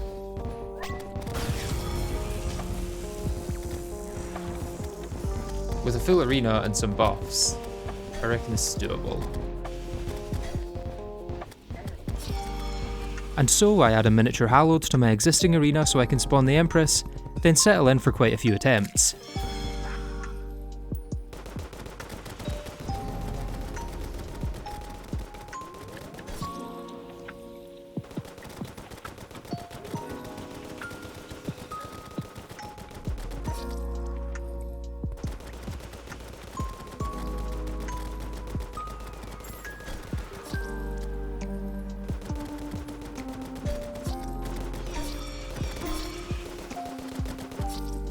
Eventually I start running low on chlorophyte bullets, so have to dupe some more until I get quite tired of manually duping all this ore.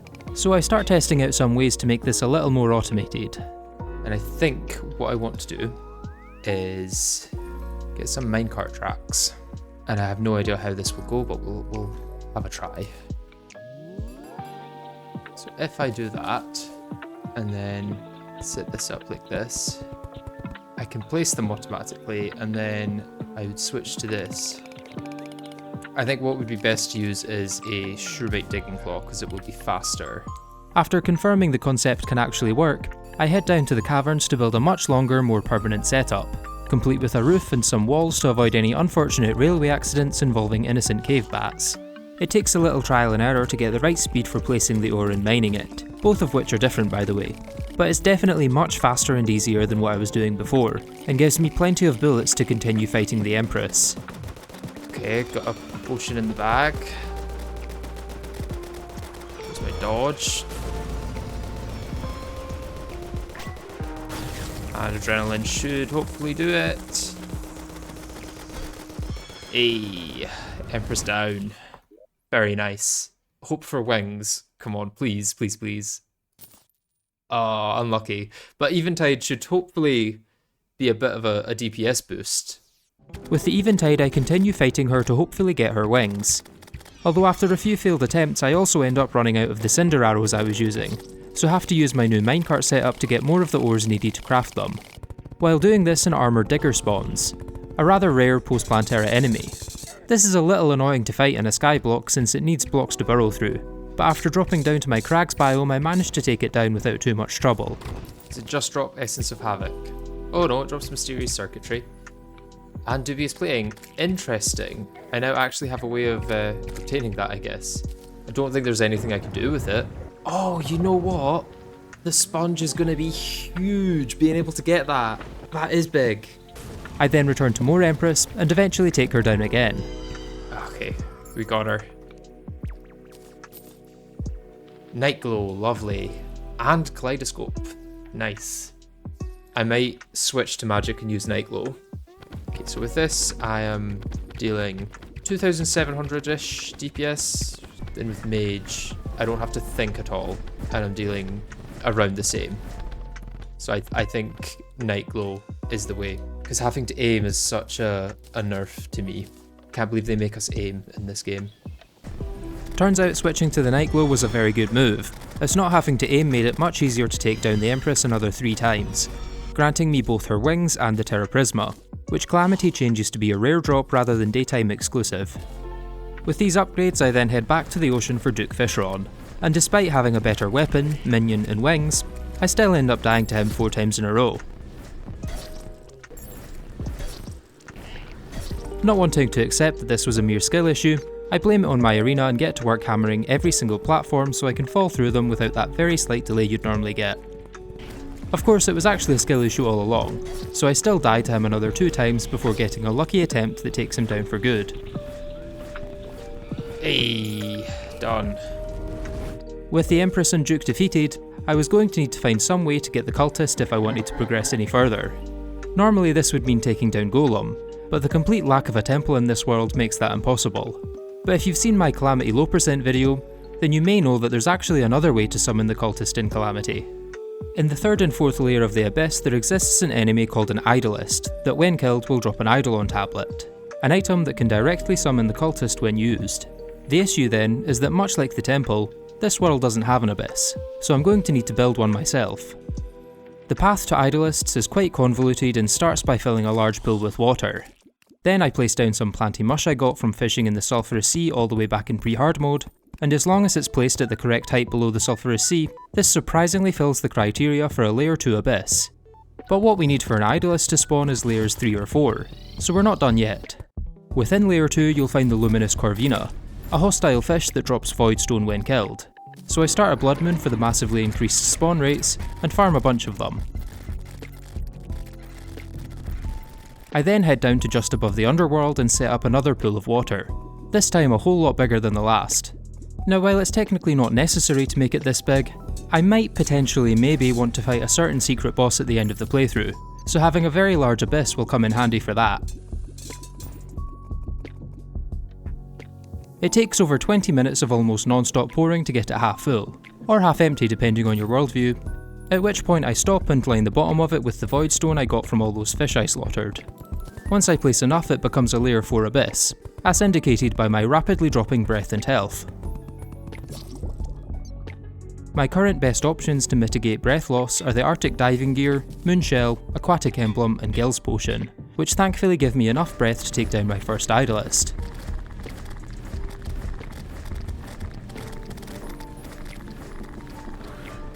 While it may not drop the Eidolon tablet I'm after, it does drop some ectoplasm. This only occurs after beating Plantera, and is the only way to obtain ectoplasm in this one block. Not only will this be a very useful material for crafting new items, it's also straight up essential for the cores of Calamity used in the Altar of the Accursed. Even after I take down enough Idolists to get the tablet, I continue farming them for more ectoplasm, then use some of this to craft the Pumpkin Moon Medallion. The Pumpkin Moon itself doesn't offer anything that's all that useful for my current stage of progression, but I take it down anyway for fun before returning to the Abyss for even more ectoplasm. Sometime later I have enough ectoplasm to upgrade to Spectre Armour, granting much higher damage stats at the cost of losing my hallowed dodge, so as long as I don't get hit too much, this should make short work of the Cultist.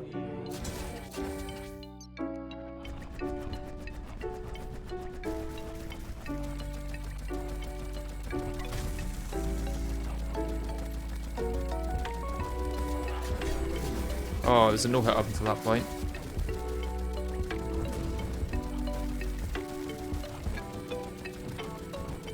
Okay, yeah, this is easy. I don't want to dwell too long on the pillars since they're really quite boring. In short, I take down some enemies, make a weapon upgrade, take down some more enemies and make another weapon upgrade, then repeat until I've crafted everything I want to craft.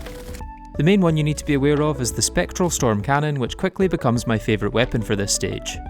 It's the final upgrade to the Flare Cannon, so I also have to buy some flares from the merchant and upgrade these into cursed flares to make the most out of it.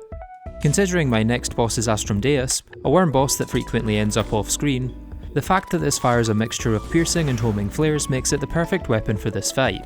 It's just a shame that it's in the hands of me, a far from perfect player.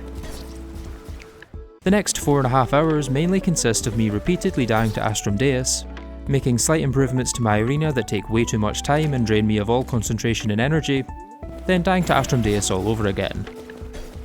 Ooh, okay, 3 seconds on a heal. Really could use that heal. Never mind. I don't want to force you to watch me hammer platforms for 2 hours though, and I definitely don't want to spend any time trying to edit it down into a 2-minute section with only a vague resemblance to something you could call entertaining. So let's just get into the actually successful attempt.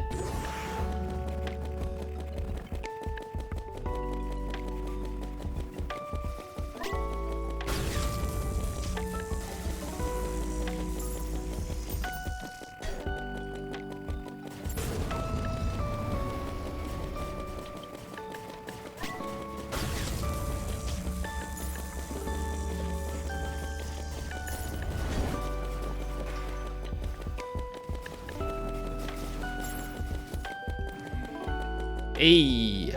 Now that may have looked like quite a tense, skillful fight that could have easily ended in a loss, but what I didn't show was the other 90% of it in which I run in a straight line on the hexed branch mount while ignoring the majority of the boss's attacks. Usually I'm not a big fan of boss cheese, but when the boss in question is as needlessly tanky as Deus is, I can make an exception. Why bother engaging with the boss when you can just run away? That was actually so easy with the hexed branch. Hexed branch is OP for this. Wow. Not only do I get the bag, which is nice, but that also means I can now mine Astral ore, which is even bigger. Wait, I'm hoping I've actually got enough pickaxe power. I think I should have enough pickaxe power to mine this. Oh no. I can still get it by fishing, I guess. You need to farm Astral slimes to make the pickaxe. Ah, okay, let me... Yeah, slimes is probably going to be faster than fishing, to be honest.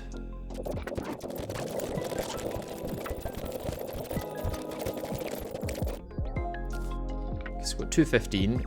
That should be enough for the armor. Oh, I need meteorite for that. Okay, let's do some meteorite duping. What is this setup? This is the ore factory. This is where the ore gets made. Aside from Astral armor, I also craft some weapons from the bars. Astral blade, Astral pike, Astral blaster, Astral bow, Astral staff. Okay, so this is terrible. This is pretty bad. I think there's better options than this for true melee. Okay, yeah, this is worse than Pike. And this is also pretty bad. I don't know why those aren't as strong as pillar weapons. I mean, let me actually compare Vortex and Astral Blaster, because they should probably be around the same DPS in theory, considering they're the same point in progression, but I feel like they're definitely not going to be. So yeah, Vortex beater, like 2,400, 2,000, yep, around 2,400. This is 1,600. It's terrible. After getting over the massive disappointment of these weapons, I fell back on my trusty Spectral Storm Cannon to take down the final pillar and await the arrival of the Moonlord.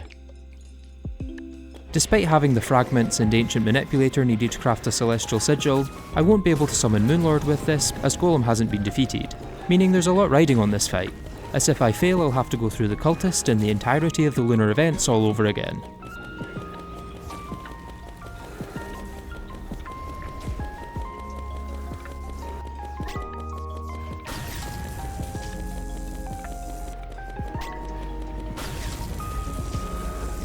Okay, he's about down. I think this is going to be a one-time fight. First attempt, not bad, as long as I don't throw it. There we go. While the Moonlord fight itself may have been a bit anticlimactic, the new content unlocked by it certainly isn't, especially in a skyblock such as this. Now progress happens. A lot of progress. Insane amounts of progress, to be honest. To get that progress though, I'm going to need a lot of Luminite, which Calamity makes very easy with the addition of planetoids filled with the stuff that spawn after Moonlord. So I craft a Vortex pickaxe, then take to the skies and get mining. With all of the planetoids fully excavated, I return home with over 2,000 Luminite ore ready to craft new armour, weapons and accessories. But that's not what I'm most excited by. And now, the main event of Moonlord. The bottomless Shimmer bucket. If you know anything about Skyblock or even just Terraria in general, then I don't need to tell you just how much this one fluid unlocks. And then what I can do is fill that with Shimmer, which unlocks so much. The first thing I do with Shimmer is throw in a full stack of bottles I bought from the merchant to get a whole lot of glass, which I then immediately throw back in. And there's our sand problem solved. Next I shimmer my Contaminator into a terraformer and buy some white solution from the steam bunker. I then continue my shimmer spree by converting a full stack of dynasty wood into normal wood and then converting that into dirt, before finishing up by turning some copper ore into stone, which I now have access to for the first time in the playthrough. I take all of this down to the cavern layer where I explode some dirt bombs and spray it with white solution to get snow. Once there's enough of this, it turns into an underground tundra where I farm many new enemies for Essence of Helium, which I then combine with some ice I made by spraying stone to make a cryo key. Cryogen's drops are thoroughly outclassed at this point in progression, but defeating him does spawn permafrost who I buy the cryophobia from, allowing me to craft the shredder which has excellent crowd control. The much more major thing unlocked by Cryogen, however, is the fact that I can now get cryonic ore from either slimes or crates in the ice biome. In the next update, cryonic ore will be added to the shimmer chain between hallowed and titanium, but in the current version, Cryogen is the only way to unlock it in one block. Once I've collected enough of this, the first thing I do is craft an ornate shield and then upgrade it to the Asgard's Valor. One of the best accessories in the game and my first ram dash in this run. I've been waiting for this for so long. I can finally retire my counter scarf. While cryonic ore might not be part of the shimmer chain, scoria is, so I transmute some exodium clusters all the way down into it, then craft a fire gauntlet for extra melee damage, along with a miracle fruit for another 25 life. Tasty. The gauntlet ends up being quite useless as after testing some weapons I decided to stick with ranged, so I make a deadshot brooch instead as my main class boosting accessory. Then, just to show that mage is also viable, I take down the Calclone a couple times and use its ashes to make a sigil of Calamitas. The availability of these items just goes to show how much is possible in this skyblock, especially now that I have Shimmer. In fact, if I really wanted to, I could speedrun through the rest of the game with mostly on-tier gear. But you're not here for that. You're here to see me exploit niche mechanics and showcase interesting skyblock tech. And lucky for you, I have one final trick up my sleeve. In order to create an artificial sunken sea, I'll need to place down 151 blocks of eutrophic sand, Navy Stone, or Sea Prism. All three of these drop from Eutrophic or Prism crates. However, obtaining any of them without already having a Sunken Sea is quite the puzzle, and I think going through that puzzle will provide a snapshot into the planning process behind a skyblock such as this. Eutrophic sand is only really crafted from or used to make other building blocks, none of which appear to be available, so we can rule that out. Navy Stone is a little more interesting, being dropped by clams and the giant clam. However, I don't see any way of spawning these without already having the biome. It's used in a lot more recipes as well, with it being the main component in eutrophic furniture, along with some weapons and a fishing rod. If I could get my hands on any of these through other means, then I'd be able to shimmer them into Navy Stone, but alas, those other means don't seem to exist. That leaves us with Sea Prisms. These can be crafted from 5 prism shards which drop from enemies or grow on the side of blocks in the Sunken Sea, which once again results in a loop of needing the biome to get the biome. Our last hope is that there's some recipe using Sea Prisms that I can somehow obtain and then shimmer back into its ingredients. And by a massive stroke of luck that almost makes this seem like an intended loophole, there is one, but only just. Thanks to Calamity adding an alternate blood orb recipe for each potion, I'll be able to craft Tesla potions without needing all of the ingredients, or more importantly, without any Sea Prism. The problem then gets somewhat shifted from how I obtain Sea Prism to how I obtain Pearl Shards, as I can't get them the intended way from Desert Scourge since its spawn item requires a Demon or Crimson Altar. Calamity does add recipes for the Enchanted Sword and Star Fury that use Pearl Shards, but in order to prevent tier skipping, these are not decraftable. Some members of my Discord server suggested disabling Calamity, crafting the Trimarang using the vanilla recipe, then re-enabling Calamity again to shimmer it for Pearl Shards. But disabling the core mod of the playthrough just to avoid a change it makes seems a little cheaty to me, and thankfully there's another, much more elegant solution. First, I place down some sand and more water at the ocean to get the to spawn, then easily shred through the Leviathan and Anahita. Next, I pour honey on some lava and collect the crispy honey blocks this makes, then shimmer these into hive blocks and use them to craft the Abomination. Guys, I don't know if we're going to be strong enough for this. I don't know if we're going to be able to do it.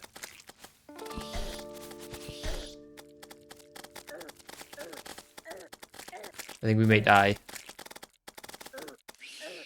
Oh, we just got there. We're good. We just managed it.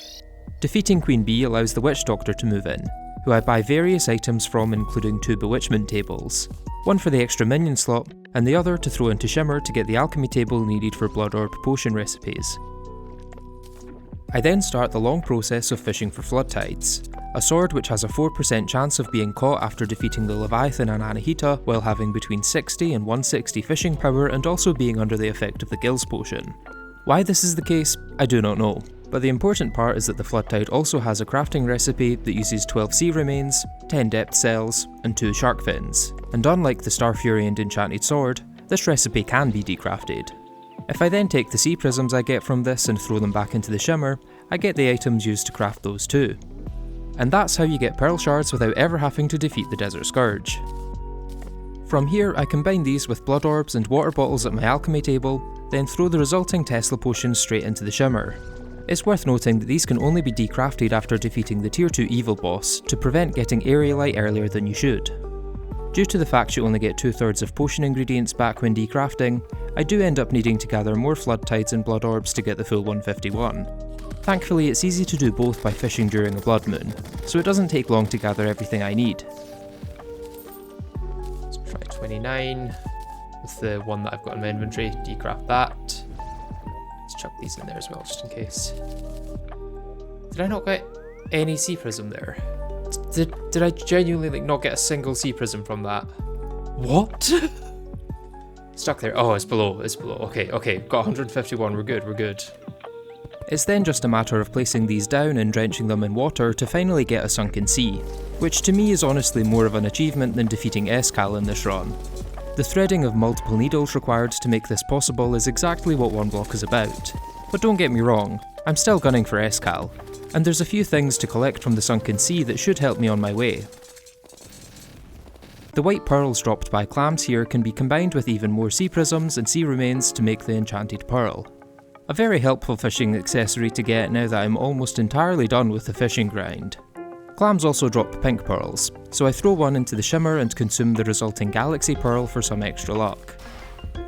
Aside from pearls, clams also drop mollusk husks which I can use to make the Supreme Bait tackle box fishing station, Calamity's final upgrade to the tackle bag that comes with a built-in sonar effect. These mollusk husks are also used to make the Absorber, a pretty decent all-round accessory that pairs really well with the Charm of Myths. With prism shards now being much easier to obtain, I can also craft the Deific Amulet which acts as a juiced up star veil, although it admittedly doesn't see much use for the rest of the playthrough. Lastly, I take advantage of all those fishing accessories I just crafted to reel in some sunken sailfish, which I then craft into soaring potions for a boost to my flight stats. Before pushing forward however, I should double back and cover some other things I did during this time that didn't quite fit the Sunken Sea theme. Back when I defeated Queen Bee, I used some of her drops to craft the Honeydew, then immediately upgrade this into the Living Dew. This seemingly underpowered accessory ends up being one of the best in the run, for the sole reason that it halves the duration of sickness or heat debuffs, which for some reason almost every major post-Moonlord boss inflicts. The other items I bought from the Witch Doctor get crafted into the Status Blessing, then after taking down the goblins again for the first Shadow Flame, upgraded to the Status Curse, showing that Summoner also gets a decent accessory at this stage. I decraft some Danger Sense potions I got from opening crates to get cobwebs, then turn a few of these into unsafe spider walls to form a rudimentary cobweb farm, and use the rest to craft the silk needed for the Naughty Present. The Frost Moon doesn't currently offer much other than the chain gun I need to craft the Onyx Chain Blaster. However, a little later on it'll be much more useful along with its brother the Pumpkin Moon. Speaking of pumpkins, did you know you can shimmer these into cactus? Aside from being an inversion of my most common comment, this is actually a pretty quick way of getting the cactus needed for swiftness potions without having to place down a bunch of sand. Up until now, all of these have come from rare slime drops or wooden crates, so finally being able to craft them is quite a relief. Back in the present, I continue my potion grind by placing down stone and spraying it with blue solution to make pearlstone. Over time, this will slowly grow the crystal shards needed to brew Purple Haze, the pretty much undisputed best alcohol buff in the mod. With my potion stores topped up, it's time to push on and defeat some bosses. However, instead of rambling on about how I died to Dragon Folly a few times before getting good and winning, or showing stream footage of me complaining about Death Mode Providence's bullet hell lasting way too long, I'd like to take this time to thank Inert, the creator of all this brilliant music you've been listening to throughout the video. Without their Calamity lo-fi remixes, one block simply wouldn't be the same. I honestly can't think of any other music that fits the vibe of this playthrough more, and I'd love if we could share some of the success of this project with them. You'll find a link to Inert's YouTube channel in the description. But I don't just want people to go subscribe and never watch their videos, as that can be quite detrimental with how the algorithm works.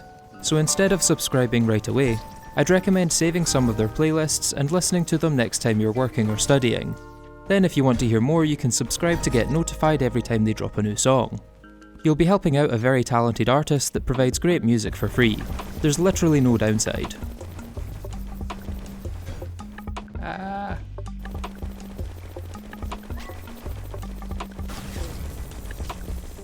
Could have probably saved that adrenaline for the Guardians, but I guess this works too. One of them down.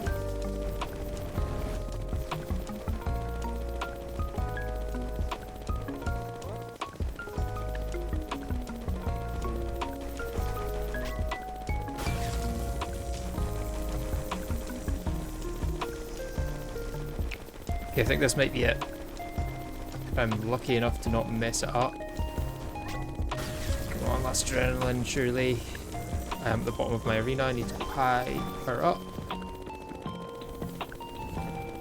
Oh, okay. Look it up here.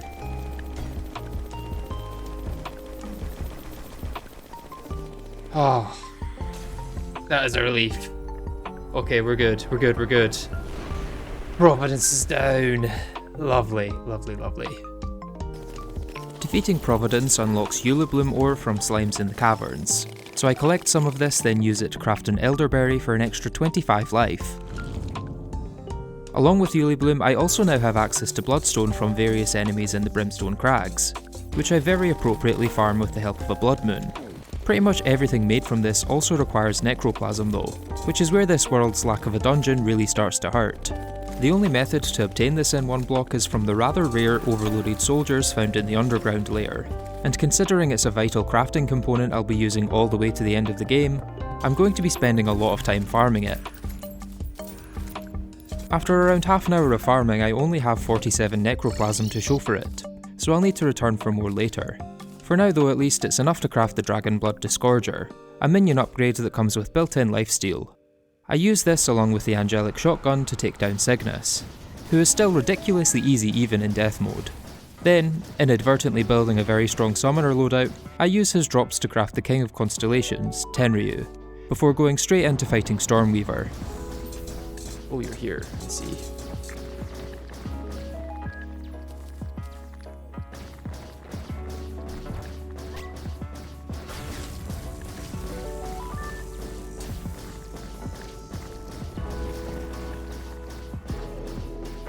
Okay, that was really easy to be honest. Much easier than I thought it was going to be. I spend the next 30 minutes in figurative and literal hell refighting Providence for the Elysian Aegis, with her making this as hard as godly possible. I then use the extra divine geodes she drops to make some Tarragon armour and wings, catch some bloodworms, and get started on dying to Old Duke.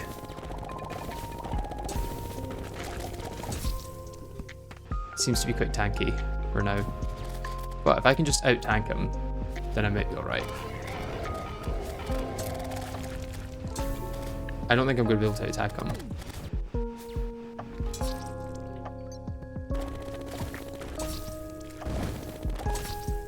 It's pretty clear after these first few attempts that my damage is way too low, with it taking almost 5 minutes on my best attempt to get him to just under half health. Not wanting to have a 10-minute fight on my hands, I had to do something rather drastic. I had to use Summoner.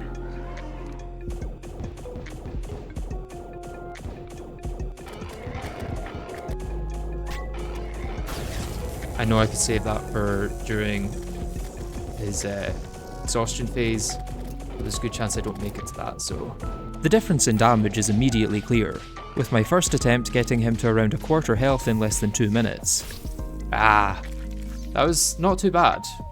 Even with the lower defense, Summoner is especially viable for Duke, as I can use the Eye of Magnus to halve his massive 50% damage reduction while attacking.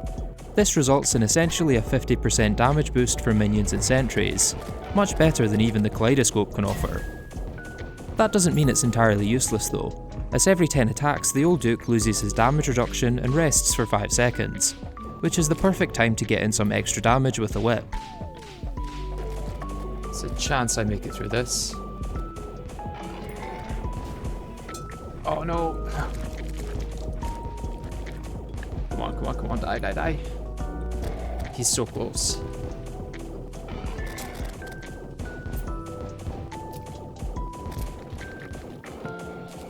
That wasn't so bad. Summoner is the way. That damage was so high that it just did not matter that I was not very good at the fight. While I still have my buffs active, I take him down a second time, then immediately abandon the Summoner class in favour of running ranged with the Fetid Emesis. When combined with the Infinite Pierce of Luminite bullets, this should tear through the Devourer of Gods. First though I have to spawn him, so I recycle some weapons in the Shimmer to get back the necroplasm I used to craft them, then use this along with Luminite and Galactica singularities to craft the Cosmic Worm. Since I don't have a dungeon, I can't fight the Ceaseless Void for the primary recipe, so I'm really glad this secondary one exists. Okay. Let's give it a go.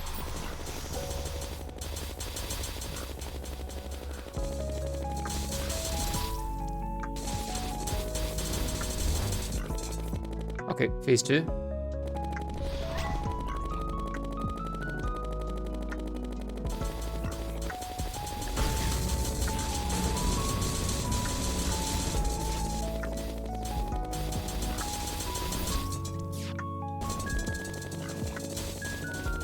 Oh, didn't even see him there.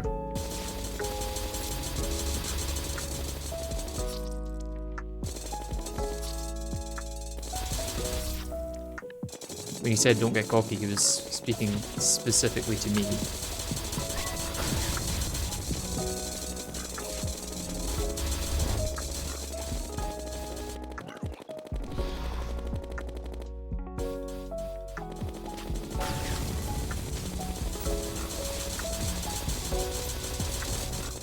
Nice.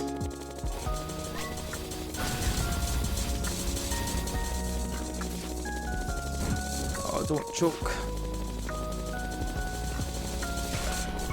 There we go. And now we can make some proper upgrades. Looking forward to this next tier. And see what we get. 64 Cosmolite bars. I feel like that's on the higher end of what he can drop. Asgardian Aegis is going to be huge. The main thing is going to be the sponge though. That's the thing I'm looking forward to most. The first thing I craft is the Cosmic Anvil, which I then use to make the Essence Flare, potentially the best weapon for the buffed moon events. What makes this so good is that it grants 8 health upon killing an enemy, and due to the nature of these events there's a whole lot of enemies for it to kill. Like in most playthroughs however, the events themselves aren't all that interesting, so let's just skip to the items they unlock. 10 defense, 12% damage, 2 max minions, extra 2 life regen during the day, and 20 defense at night. Pretty good accessory all things considered. And then how much Ascendant Spirit Essence can I make? Oh, I can make 4. Interesting. What do I want to use that for? Probably the sponge. Let's go with the sponge. Lovely. Sadly that's all I can craft with the Necroplasm I currently have, so I have to spend another 20 minutes farming it before I can craft the Asgardian Aegis and Elemental Gauntlet. I then use these upgrades to fight the Devourer again for more Cosmolite before returning to even more Necroplasm farming for the next 45 minutes. For a second you could almost confuse this for the start of the playthrough. It seems something about grinding through hundreds of mobs to get a rare enemy or drop is just innate to Skyblock, no matter how far you get in progression. Regardless, now that I have more Necroplasm I can craft both Godslayer and Fearmonger armour. Though I decide to go with Fearmonger for Yharon as it allows me to get the most out of my summons while still using a weapon from another class. In this case the SDFMG.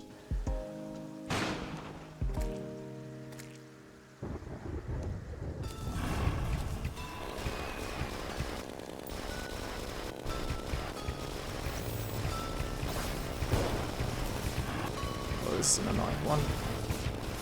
Oh, don't know how I didn't take damage there, that was fully luck.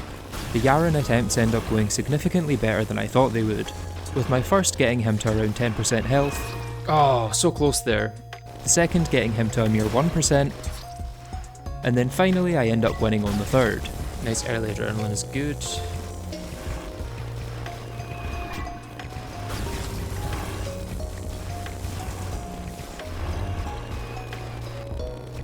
I think I got it. There we go. Not too bad. Could have been a whole lot worse. The defeat of Yharon brings me incredibly close to the end of this challenge. All that's really left to do is open a few hundred titanium crates I've been saving to get auric ore, which I then use to craft some new weapons, namely the Ataraxia and Nadir. Unfortunately, since I can't fight Poltergast, auric armour is off limits, but Fearmonger is a pretty viable alternative to be honest. It's a similar story for the 2 main auric tier accessories, so this is pretty much the best gear I can get. The last thing to do then is combine auric bars, cores of Calamity, and Brimstone slag to craft the pinnacle of all my 1-block engineering, the Altar of the Accursed. Let's go for it. With that, it's time to get into the final boss of 1-block. Oh yeah, I'm forgetting how this fight actually works.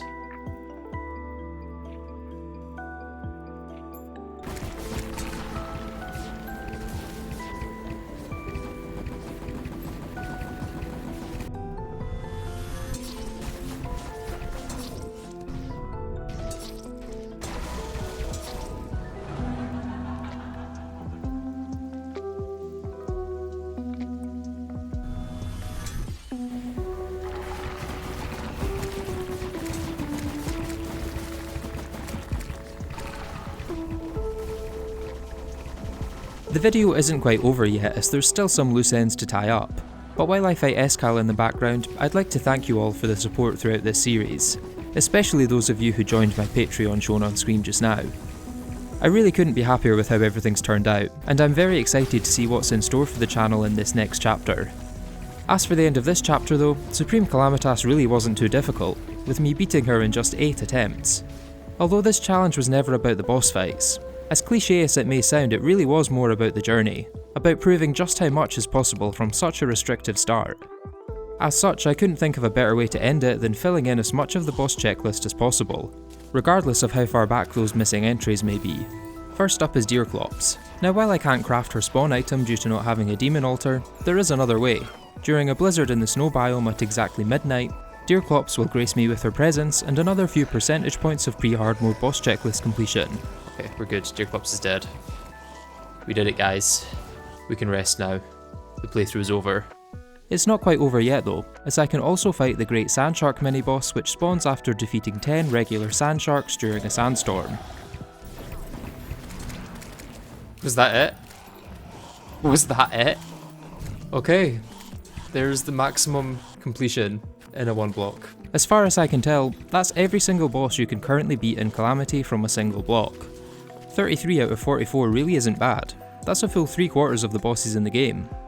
I did spend some time trying to beat the Primordial Worm super boss, but since I don't have access to Shadow Spec gear, my DPS was way too low, and I could only deal around 1/4 of its health before running out of breath.